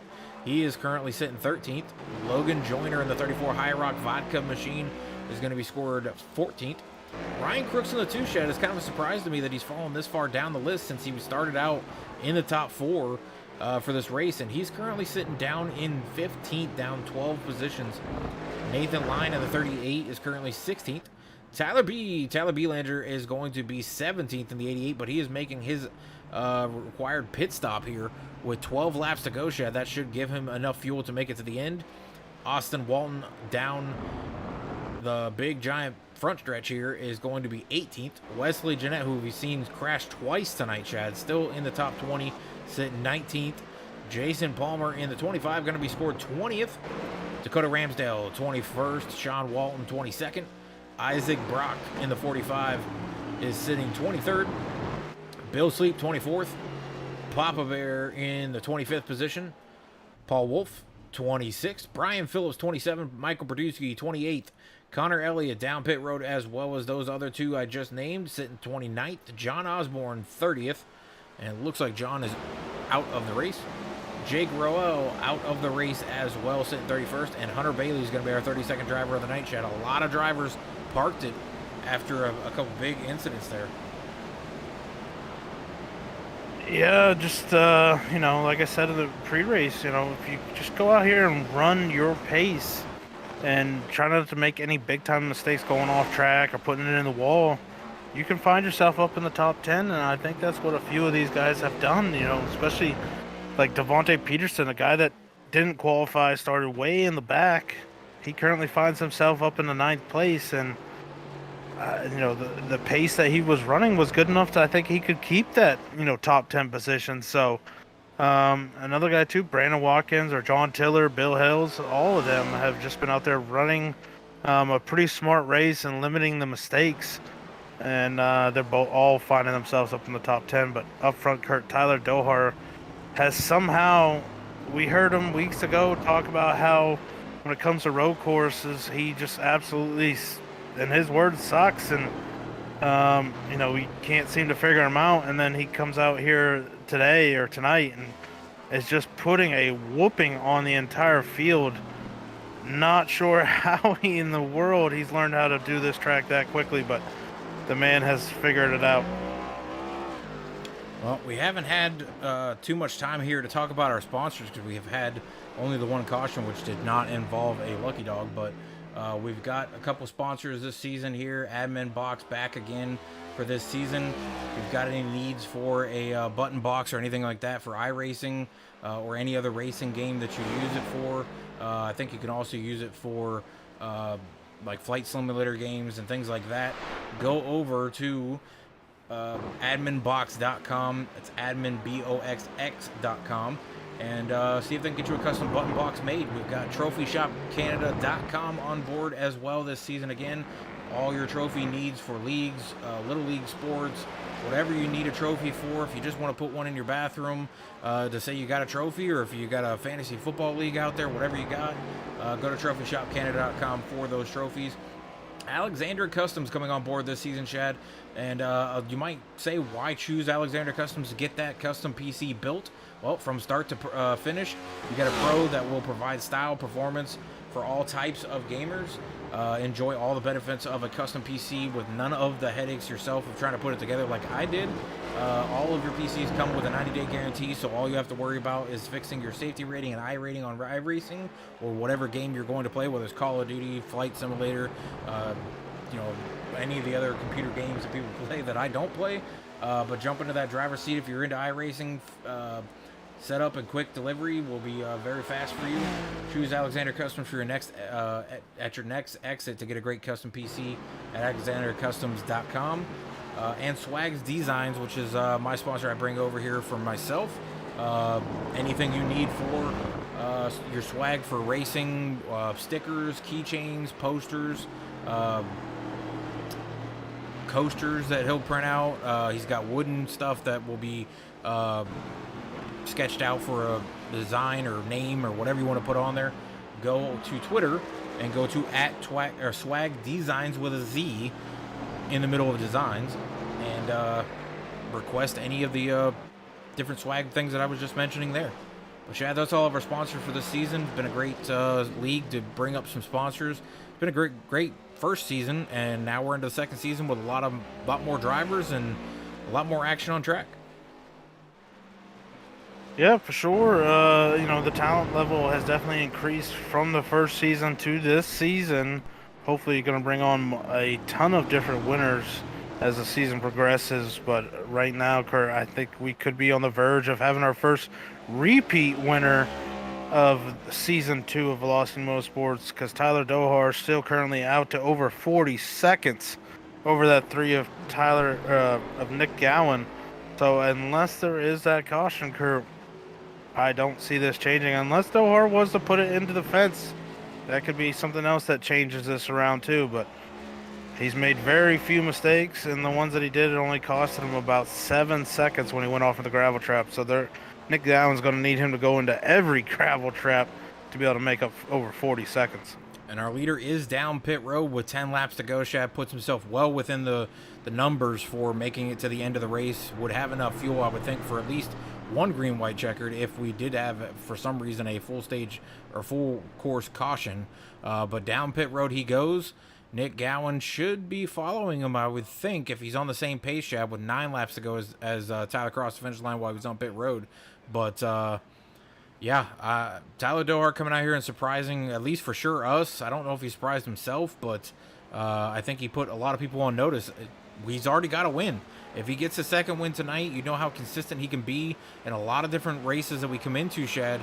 And we've got a road course on the playoff schedule. If he's this good on road courses over a short amount of time that he has made the huge leap in road course racing that he's done, that's a danger for everybody in the playoffs, because I was thinking that was a race where somebody else could win to push themselves into the playoffs or into the second round. If he can be just as good at the road course that we go to, Indy road course, that spells a lot of troubles if he does what he did last season. I don't think he's going to win as many races as he did last season, but I could be wrong. He won 5, but he's on pace right now, getting 2 wins in the first 3 races if he can pull this off tonight. Yeah, for sure. He's definitely trying to make a statement for that Indy road course, which is in the first round of the playoffs, to be one of those guys to watch out for. And if he brings this kind of pace there, I think we have to pick him as the winner. So, just obviously I didn't think Dohar would get to 5 wins with the competition, but winning 2 out of the first 3 definitely puts him on his way to be able to hit 5, if not more. But still got 9 laps to finish this one off. Obviously anything can happen, whether it be that full course caution or himself finding him in trouble. But right now, obviously with Gowan about 55 seconds back, he's got plenty of time to make up for any kind of accident. Absolutely agree. Right now, Nick Gowan, though, did take his pit stop, so he's good to go to the end as well. But I think he's going to be over 1 minute behind Tyler Dohar. Jovi Ray, though, is up to 3rd and just took his pit stop, but he's over a minute and a half behind the leader. Jason Blaney going to be scored 4th, and he's down pit road right now. Nathan Mon still on track, took his pit stop 4 laps ago, so he's good to go to the end. Well, real close to it, Shad, with 9 laps to go. It'll be close for him. He's got to conserve maybe just a little bit there, but good strategy call for him. He's about 6 seconds out in front of Jose Ruiz, who's sitting 6th. Bill Hales 7th. Devontae Peterson still, Shad, in the top 8. A great night for Devontae. Don't know Devontae very much. Haven't seen him in a lot of league racing, but to come out and last week was running up in the top 10, to run this week in the top 10, that's an additional driver to add into that newcomer list that could be deadly for guys making into the playoffs that we thought probably were for sure going to make it into the playoffs. And it just adds more drivers that are competing for that top 12 or top 16 or whatever it is to go to the playoffs this season. And John Tiller right there in 9th as well. He's been fast in a couple of these races at Daytona. He was running up front. Didn't have the finish, obviously, with the big wreck that came out of turn 2. And then last week at Texas, he was running around, I think, around 10th. So not a bad week for him, or not a bad three races to start this season either. Yeah, for sure. I mean, there's still guys that were in the playoffs last season that aren't anywhere near the top 12 in points this season. One being our defending champ in the 7 of Chris Murphy. Still going to find himself outside of the top 12 after the first 2 races. Could be outside of the top 12 still after this race, as he's currently outside of the top 10 as we run currently. Another guy who finished 2nd last season in the championship, and that's the 81 of John Osborne. He's out of the race. I think he went out quite a few laps ago. Had a rough night, obviously, with getting involved in the inside wall coming out of turn 1. But yeah, there's definitely going to be a shakeup through the points through these first 3 races, and some of the guys that were in it last season are going to have to make a run. As 17 races, but 11 is what we have for the regular season. So after tonight, we'll have 7 races before we get to that playoffs. Yeah, and right now, Shad, Tyler Dohar has lapped all the way up to 7th place. And he's working on Jason Blaney right now, who's in 6th. So he's almost closing in on lapping the entire field. An entire lap is 2:12, so he's not going to lap Nick Gowan or Jovi Ray or Nathan Mon. But if Jose Ruiz doesn't pick up the pace, he's next in line to go a lap down, sitting in 5th, Shad. That's a lot of cars to go a lap down or more. And like you said, John Osborne been out of this race now for 17 laps. Returning top 4 contender for the championship last season, out of the race. So definitely some shakeups from drivers, like you said, with Chris Murphy, a returning champion, not even in the top 15 tonight, not in the top 10 in the points as of the first 3 races. This is not going to help his push to get into that top 12. So we could see an entirely different top 12, Shad, if this continues on. Yeah, and as Dohart gets closer to that 22 of Jason Blaney, we know they had their run-ins last season. And I'm pretty sure Jason Blaney is not going to make this easy for Dohart, nor should he. He should be allowed to fight and stay on that lead lap. You never know what will happen if we get a late caution or something. Drivers don't forget. I don't think he would have given it to him easy no matter what. But Dohart hasn't got there yet. Still hanging around about 1.5 seconds behind him. But I mean, if you're Dohart and you're 47 seconds up on second, Shad, and you've got a guy that you had a beef with last season, and had some bumps and run-ins with, do you really push it here? Ooh, and Tyler B is smoking out the back of his car, so he has blown an engine, it looks like, or has some heavy damage somewhere, but I'm not seeing any damage. Serious front-end damage on his car. The whole front end looked to be pushed in. So I'm wondering if he took a nosedive in Canada corner. But yeah, I feel like Dohart got to the 22 and was like, I'm not going to push it with a 22. I'm not going to dive it in on him. I'm not going to give him a chance to maybe side draft me or side door or, door me or pinch me or make me go offline. I'm just going to ride around behind him. He's 50 seconds out in front of second place. And if I'm not mistaken, Chad, it looks like Gowan is off track in Canada corner and now coming back onto the track. So he's going to extend that lead over Gowan.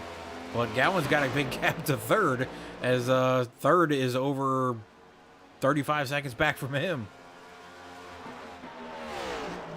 Yeah, I'm still watching this battle between 22 and the 77. As Jason Blaney is doing everything he can to keep Dohart behind him. I've seen the tires lock up multiple times, so he is really pushing it to stay in front of Dohart. He does not want to give Tyler the satisfaction of putting him a lap down as he loops it. Saves it, but Dohart goes around him. But Dohart does go around, so unfortunately the pace that Dohart was running was just too much for Blaney to keep up with without making a mistake. But he gave it a good fight. It took Dohart like 3 laps to get around him. Yeah, I mean, he's staying right there with pace where what Dohart was running. He just went a little above his head right there in that corner and got a little sideways. Great recovery and good save by him. But Dohart going to try to stretch away from him and not allow him the chance to miss a corner to run right into the back of him and take this race away from him. So Dohart's going to try to pull away. He's already gapped him by a little bit, but you can see Blaney's going into the corners a little harder than Dohart is. He's closing that gap every time they go into a corner. Dohart slips coming out of Canada corner too. You think he feels the pressure of that 22 being around him, Chad? I would say so. Yeah, he knows what's behind him. Oh, big lockup from the 22. And 22 spins it. Saves it again, Chad. Yeah, as you could tell, he does not want Dohart to put him a lap down and give Dohart the satisfaction of doing that. But we got 5 laps to go, Kurt, and Gowan now sits over a second behind Dohart. So unless Dohart gets into some trouble with that caution, minute. Unless there's a caution or Dohart finds himself in serious trouble, I think we're going to have our first repeat winner of the season. Well, I think Dohart felt like he was trying to avoid the issue there with the 22 because you could tell he was definitely driving it as hard as he could, and it was forcing Blaney to try to make a mistake. And then you could tell Blaney was really pushing it to try to get to the back bumper of Dohart. Whether or not he would have used that bumper or not, we don't know. But you could tell he was definitely over-driving the car as he cooked it into that corner, which almost, if he hadn't been on the brakes as hard as he was, could have possibly ran right into the back of Dohart, which is what Dohart was probably fearing, and could have cost him, at least that corner, or depending on how hard he got hit, it could have broke a toe link, it could have sent him off into the wall, anything could have happened there. So But luckily, Dohar uses the rabbit foot one more time and gets away from that 22. Now he's working on the 9 of Austin Walton to put him down a second lap, I believe. Or, yeah, second lap. So, escapes that one, and we've got now 5 to go. Going to come to 4 to go when he comes out of the next 3 corners here. And Dohar going to run away with a road course win, Chad. A very surprising road course win, but a road course win at the most here is what Dohar needed to try to show that he's got some skill on road course. We've seen him do ovals. We've seen him do pit strategies on ovals. Has never been a real contender at road courses, and this puts a whole nother level to Dohar's racing skill if he can really be this fast at road courses every time they go to a road course. They threw stages in this season because they kind of didn't like the fuel strategy stuff that was happening, but Dohar won a lot of those fuel strategy races. So I think, not that they did it on purpose to Dohar, but I think they did put the strategy of the stage racing in to try to, force everybody back together after a certain amount of laps and maybe not allow that fuel strategy to come and play. But road course is a different animal, and he's definitely got it figured out tonight. Yeah, for sure. Yeah, and with the stage, tonight, not coming to a caution, it didn't allow the field to group themselves back up. So this just shows the pace that Dohar has been able to find, lapping clear up to 6th place, and he probably won't get to his teammate Jose Ruiz. Ruiz still got about 12 seconds over Dohar. So I don't think Dohar will get there in 4 laps, but you never know. A mistake from Ruiz would put him right in the clutches of the 77. So just amazing that Dohar has been able to find this pace that for a long time he could never find. And now I guess he did say he was working with the guys at API. So apparently those guys know how to teach, because to take a guy that feared road courses and turn him into one of the most dominant drivers I've seen, says something for the guys at EPI.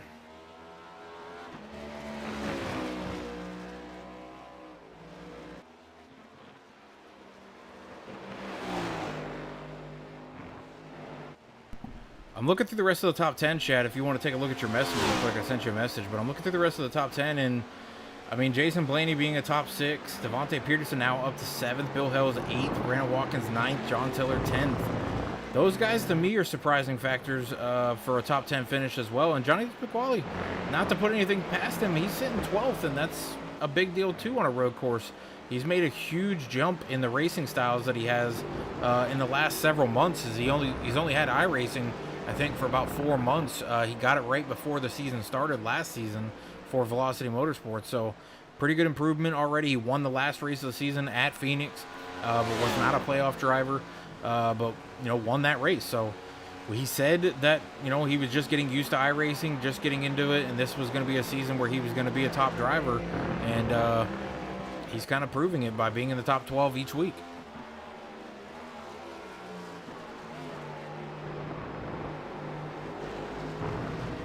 I saw Nick Gowan go off track again, Chad, so he is trying to push it, but I hate to tell Nick, but he's got way too much time to make up. He's got over a minute to make up, so I don't think he's going to make that time up. But we've got 3 to go now.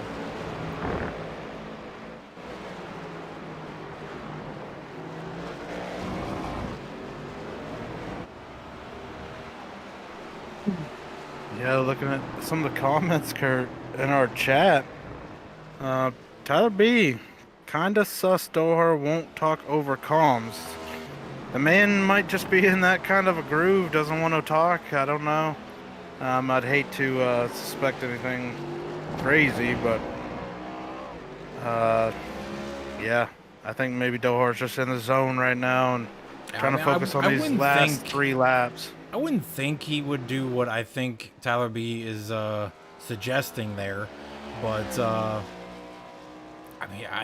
you never know, but I don't know. I wouldn't think a caliber of driver that Dohar has been would do what he's suggesting, Chad. So I think he's just put in a ton of time. If they really suspect that, then you tell him, hey, come across race comms right now.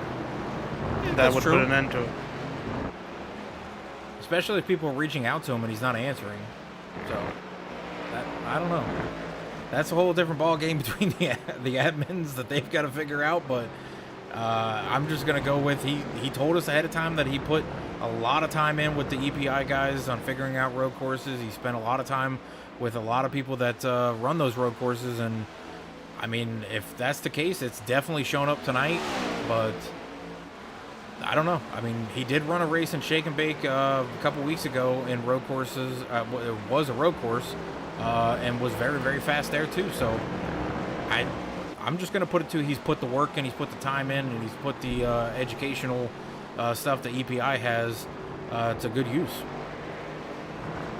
And yeah, he might be in the zone to where he's not talking either. He might be just paying attention to what he's doing so he doesn't make that mistake. I mean, I would think that would be the ultimate compliment on the practice you've put in if people think somebody else is driving the car. I highly doubt Dohar would do that just for a win. If that was the case, he would have done it in every league that he runs because he's always been bad at road courses. So I mean, he's always been bad, but he finished, I think, 5th or 6th last season at Roval. So I mean, that's not bad. No, it's not terrible. So I mean, I don't see Dohar doing that. But that's for somebody else. As Dohar almost spins there, trying to go around a lap car. Yeah, trying to pass a lap car and saves it though. But 2 laps to go. Kurt won when he gets to the line this time. Still about a 56-second lead over Nick Gowan, and he's actually closing in on his teammate of Jose Ruiz. He could actually maybe get there. I think Dohar though would let him by if it came down to it, because obviously Dohar was such a huge lead. I don't think he can afford to not put him a lap down check, because Jason Blaney's still right there in the rearview mirror of Dohar, and I know Dohar does not want that 22 to get to him.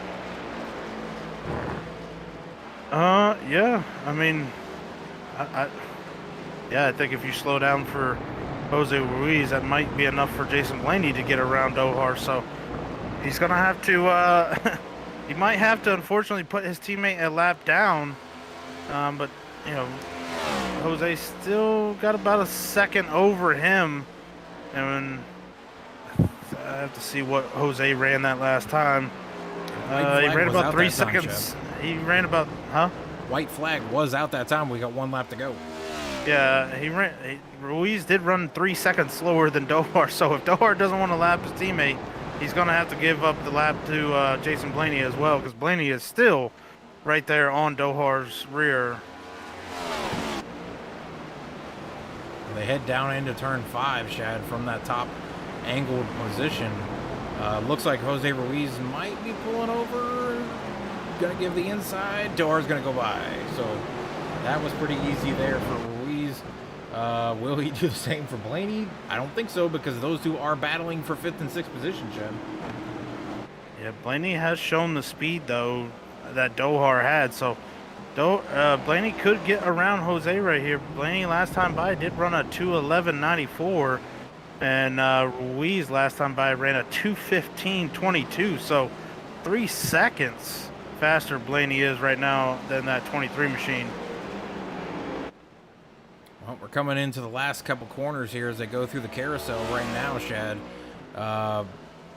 Again, Dohar out 55 seconds over 2nd place. Big win.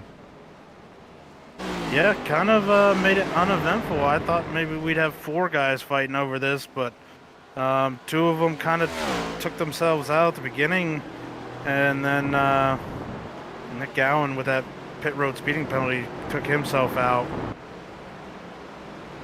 Yeah, and that was a huge shock to this race as well. I think Gowan, he was within striking distance of Dohar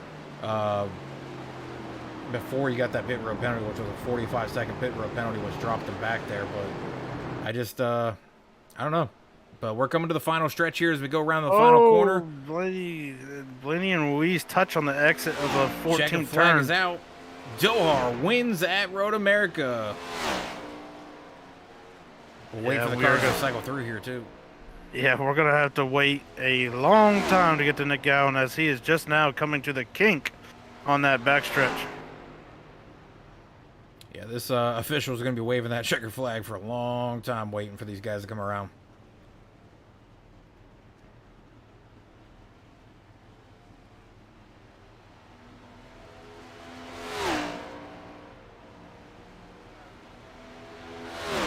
Gowan approaching the final turn to take second place if he gets here. He's got about a 30-second lead over third.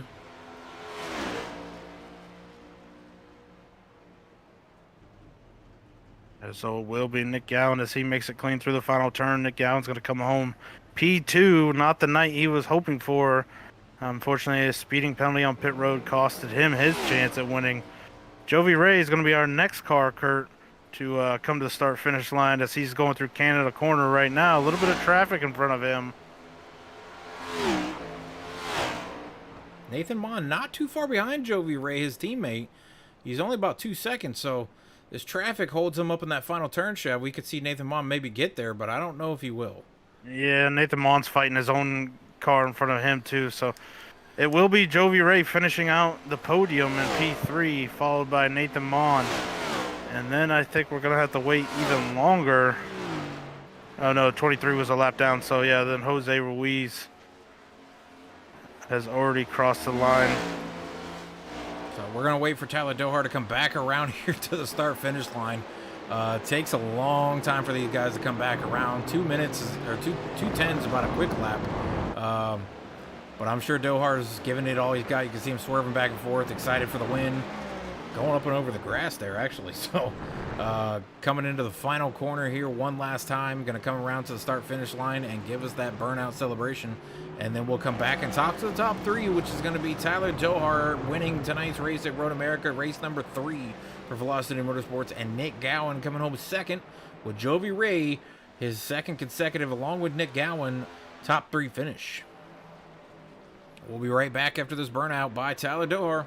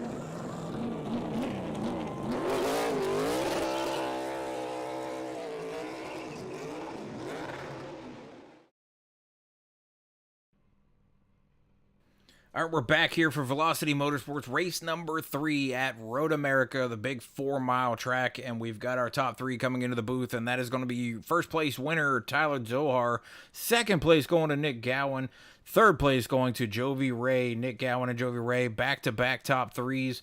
Tyler Zohar, our first repeat winner of the season. Tyler, I think not just myself, but Chad and a lot of people probably watching are wondering where this came from, because you have been notorious as saying road course racing is not your strong suit. It's a throwaway race, essentially. If you can get a top 10, great. But from the drop of the qualifying go, you have been the fastest car on track. You pulled away. You extended your fuel mileage under that first lap caution that happened in turn 3. You guys all went an extra lap to complete the stage there.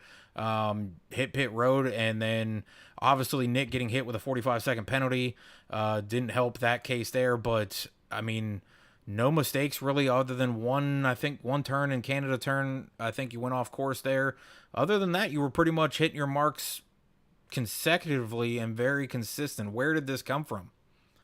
I mean, I owe it all to Nate Nicholson, man.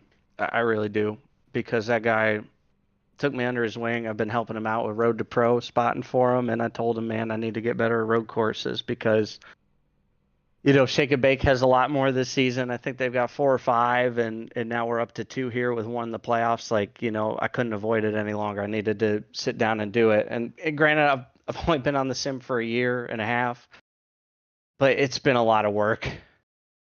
It's been a lot of work to even get there, and he kept me focused the whole time. Man, I hear the noise, I hear the distractions, but I'm tickled to death.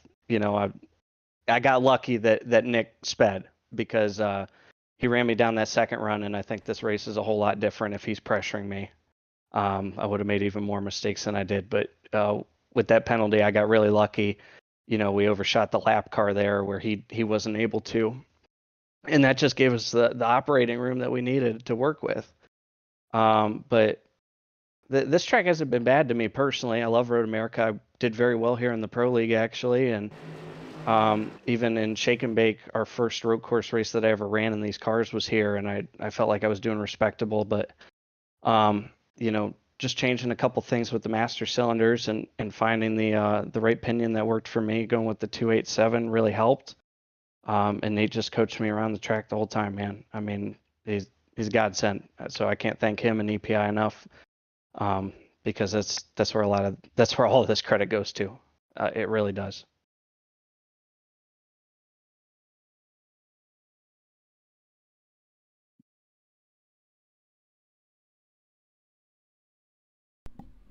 Chad, you out there? Oh, yep. Yeah. So Doer, obviously, your first road win in this league. Like you mentioned, we got the one coming up in the playoffs, the first round at Indy Road Course. Obviously, we're going to be looking at you now as a threat there, which I did not suspect running the leagues I've ran with you. You've never been one for the road courses, turning left and right has never been your strong suit. Now we're going to change it up and go to the fast mile, high banked, which is very loose on exit, which is Dover. How you feeling about the Monster Mile, and can you tame that concrete surface? I'm feeling really good about Dover. It's been a good track to us in the past. We've run really well there. I think it's going to be very similar to Iowa. I mean, last night, running second in the Shake and Bake race, almost ready to win when I have not been doing well there. Just we're on a hot streak. I want to keep it going. So hopefully that works there, but we'll see. We just got to take it race by race now, one at a time here. There's too many good people in this league now with, Gowan in here. Jovi, obviously, those guys finished top 3 last 2 races as well, kind of beat our doors off at Texas. And then with Nate Mon and even Ryan Crooks. And then, of course, you got all the field up guys and then our own team, plus Belanger and those guys. So it's going to be tough, but I'm really excited that today is where we're at. And I can't wait for Dover, probably realize and settle in tomorrow. Well, Dohar, I mean, when that caution came out, obviously we rode aboard your car. You were shutting it off. You were clutching, and even in the first run before you guys got to the stage break or whatever you want to call that, stage cutoff or whatever, on lap 15, you were also shutting off, going through the corners and clutching in corners, and still running faster laps than the guy who was not shutting off the car and clutching it. Where did you find that? Because I didn't think that was even possible.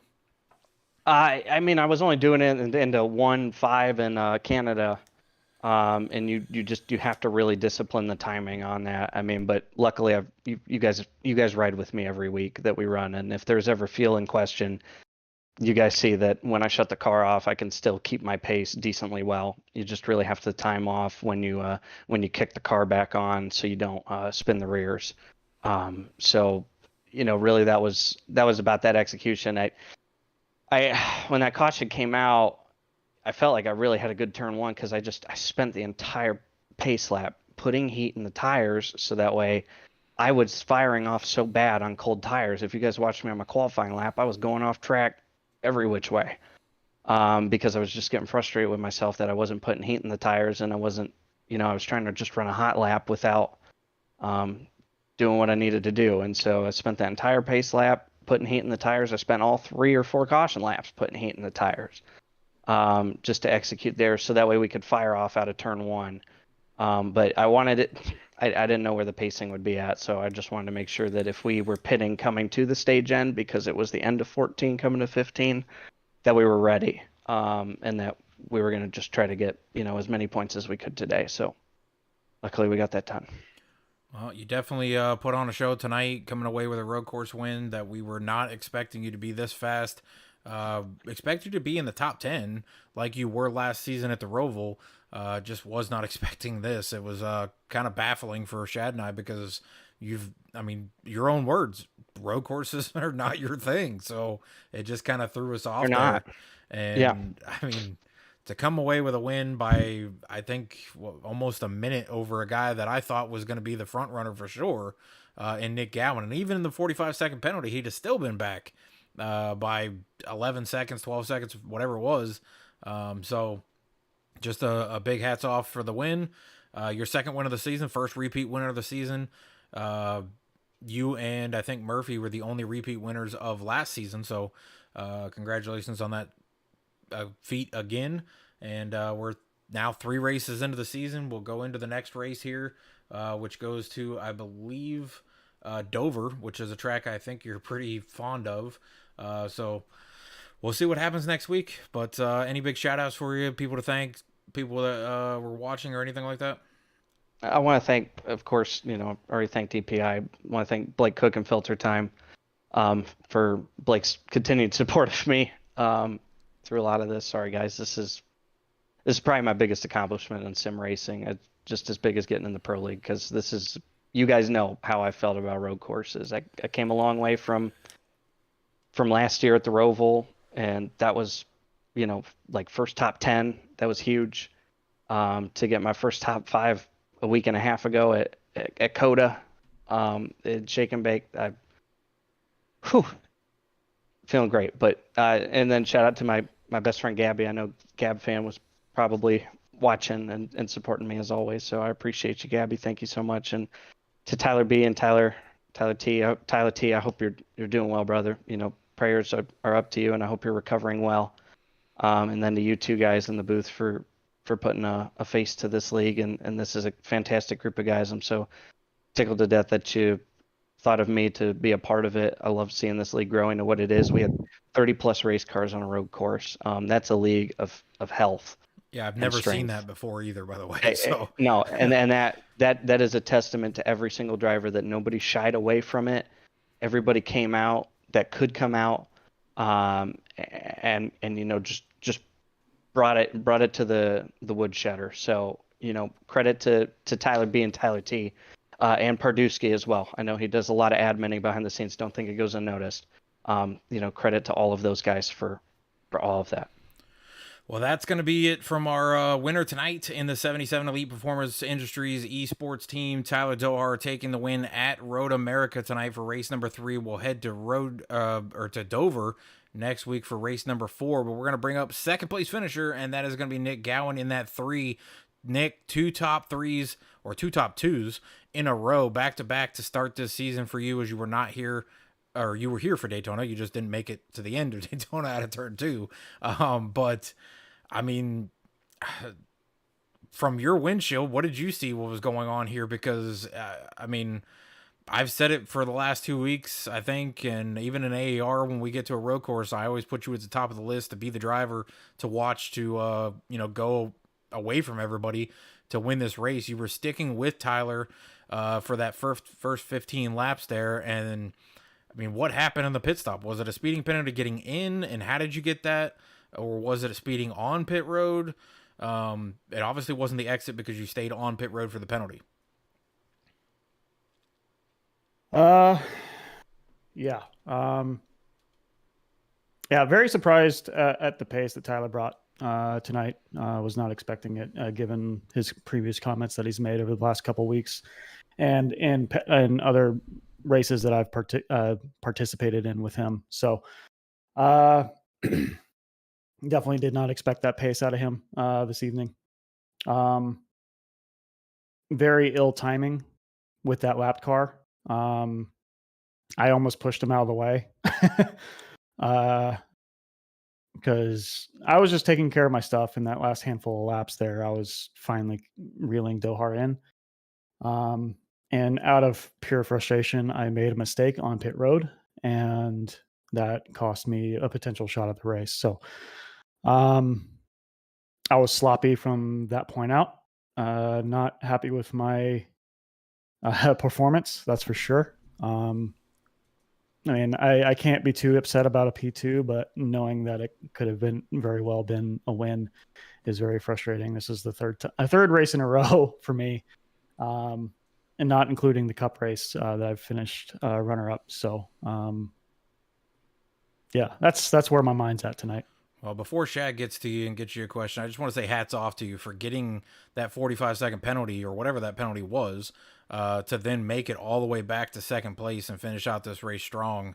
Granted, I mean, you finished 55 seconds or 56 seconds behind Dohar, but I mean, to come back through the field like you did with a just drastic, detrimental penalty on a road course that we did not have any brakes, we didn't have any cautions, nothing to restack the field, and to make it all the way back to second was a pretty giant feat in my opinion. So don't hang your head too low on that, because to make your way all the way back up is huge.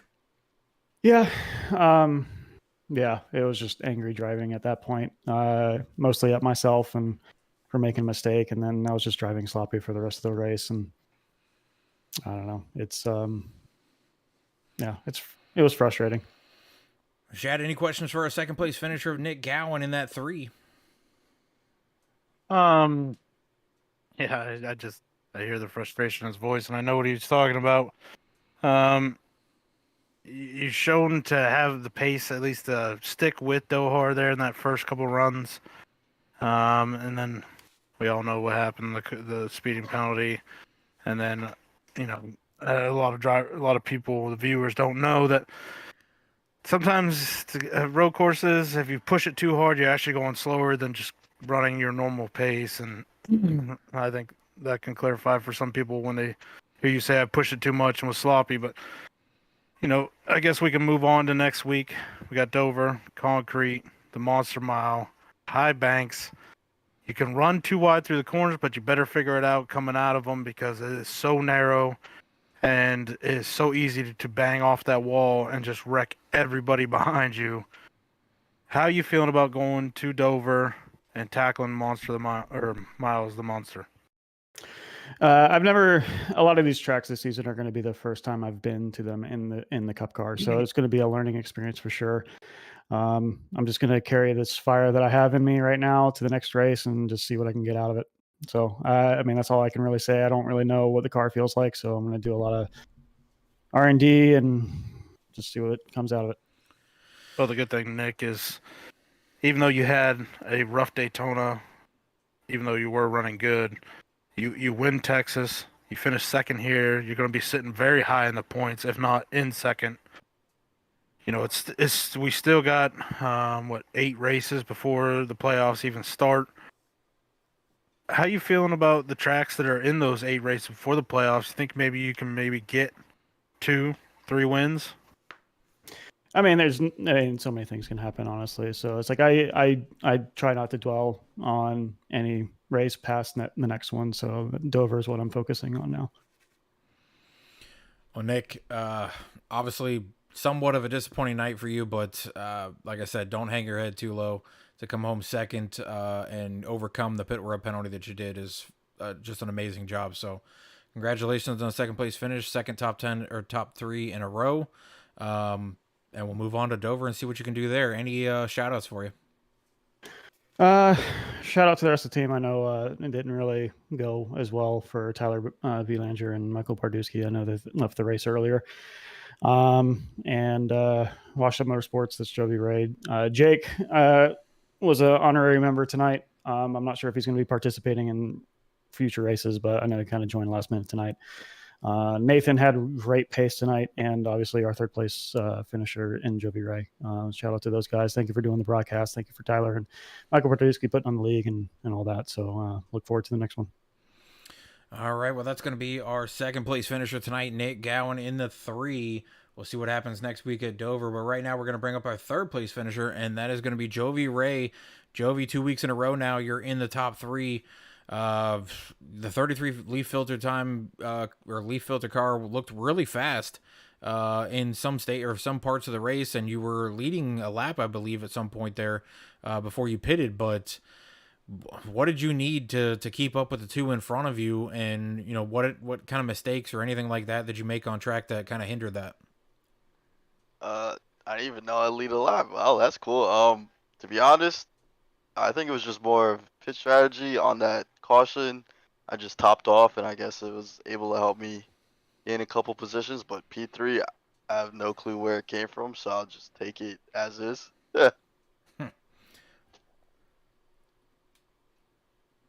Well, last week when you were up in the booth, Jovi, or I think yeah, you were in the booth.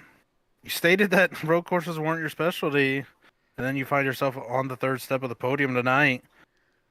Obviously, your 2 top 3 finishes is coming into the season, put you pretty well in the points, even though missing Daytona, the first race of the season.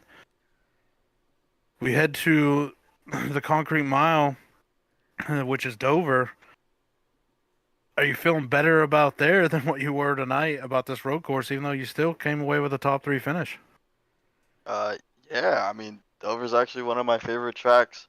Hopefully we could put up a fight, maybe get out of there with a W, but you never know. I definitely know you could get swept up in a wreck starting from the back, so I definitely know Q is going to be very important for next week. Hopefully we could get another top 3 or something. Well, Jovi, looking at the future races here, do you have any look down the schedule to see what tracks are coming up that you can know that you're pretty dominant at? Darlington. That's one of my favorite tracks, probably my best track if I could ever finish a race. But yeah, that's the one I have circled on the list right now. Only one I can see right now. Wow, 2 back-to-back top 3 since entering the league last week. I think like a day before the race started last week. So definitely a big shift in the of people that were going to be in the top 10 more than likely in a lot of races. And you and Mon have come in with Gowan and a bunch of others that are now finishing in the top 3 or top 4 each week, with Nathan finishing in 4th behind you guys. So big shout out to you for coming home 3rd tonight.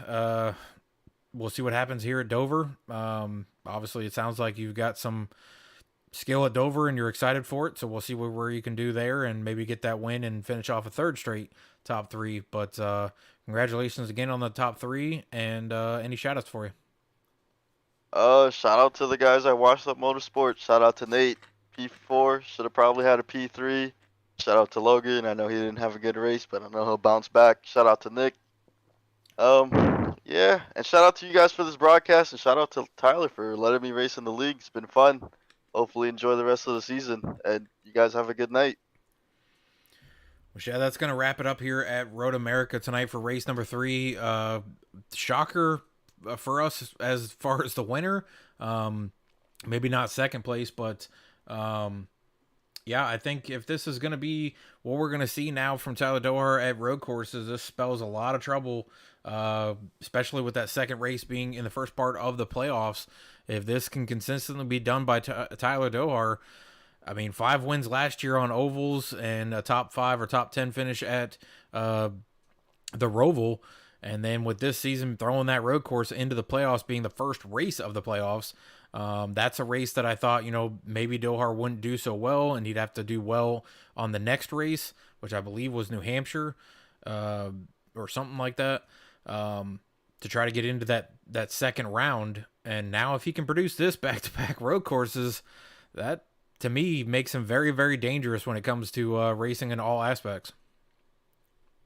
Yeah, for sure. I mean, we've known for a long time that Doher struggled on the road courses, and now he comes out tonight and puts on a performance like that. I was thinking the same thing when I looked at the schedule and seen that Indy road course was the first race of the first round, and thought Doher is going to have to do really good the next week to be able to make it. And then he goes out here tonight and just puts the spanking on the entire field. Sets him up well for that first round. If he can repeat this performance here, we're a long ways away, and obviously a different style of road course with Indy. But if he can carry that momentum from this road course to that one, I don't see why he can't move on to the second round with pretty well ease. We know he loves New Hampshire. So some of these other guys are going to have to put the time in and try to get quicker at the road course, because you don't want Doher to go out there and win that one and have an easy shot into the second round and start practicing on those tracks. Not to mention the overall, bonus points and stuff he got from last season. If he can replicate that this season, he could see himself being pushed right into the championships 4 again. Yeah, for sure. So, I mean, I know it's a long ways away, and the competition's obviously different than what it was last season. So, we get to go to a crazy mile track on concrete next week. Dover's a track that I really love, even though it's highly technical. If you're off, a foot from your line coming out of the turns, you can find yourself in the wall or having to get out of it really quick, which allows you to get ran over from behind. So, and then the same thing, with cars in front of you, if they get into the wall, you come up on them so quick, and there's literally nowhere to go at Dover. And if you just get on the brakes that too hard, it just spins the car out. And the straightaways are very narrow, and the inside wall is right there lurking. So hopefully these guys can keep it green, and we can have one heck of a show, as you can get too wide racing at Dover. It's a little sketchy, but I think these guys, so far with the show they've been able to put on so far, hopefully they'll get it figured out, which I think they will. But definitely crazy start to the season, Kurt. Doher, I didn't think he would get to 5 wins like he did last season, and here he is winning 2 out of the first 3. So 5 is definitely in the front windshield for him. But then again, we got some stiff competition, so we'll have to see. But shaking up to be a pretty good season so far, and definitely looking excited to see how the rest of it goes, starting with Dover next week. Absolutely agree. And for the viewers out there and the people out in the chat, we thank you for tuning in tonight and keeping us up to date in the stream chat of what you guys are seeing or what you guys want to see, specific drivers and things like that. So definitely appreciate you guys coming out each week and tuning in and watching these guys put on a show. Next week, Dover. We'll see what happens there. I know there's at least one guy for sure, Ryan Crooks, who I just watched in the Spartan Challenge series and the Truck series, just put a spanking on the rest of the field in that series. So we'll see how he can do it in the next gen. But he'll be somebody I'll definitely be watching next week, along with Tyler Doher and a couple others that seem to be really, really fast at Dover usually. But we'll come back next week, Dover, 7:30 start time for the stream. And Thursday night, you can catch me over on iRock TV with Repeat, coming back for the Spartan Challenge series that I was just talking about in the Truck series, coming back for their race there. And We'll come back next Monday, or I'll be back next Monday as well for the first race of the playoffs in AER, where Nick Gowan just clinched his regular season championship last night. And we'll start the playoffs there and see who can come away with that championship in a few weeks. And we'll be back Tuesday again. So thank you, everybody, and we'll catch you guys next week.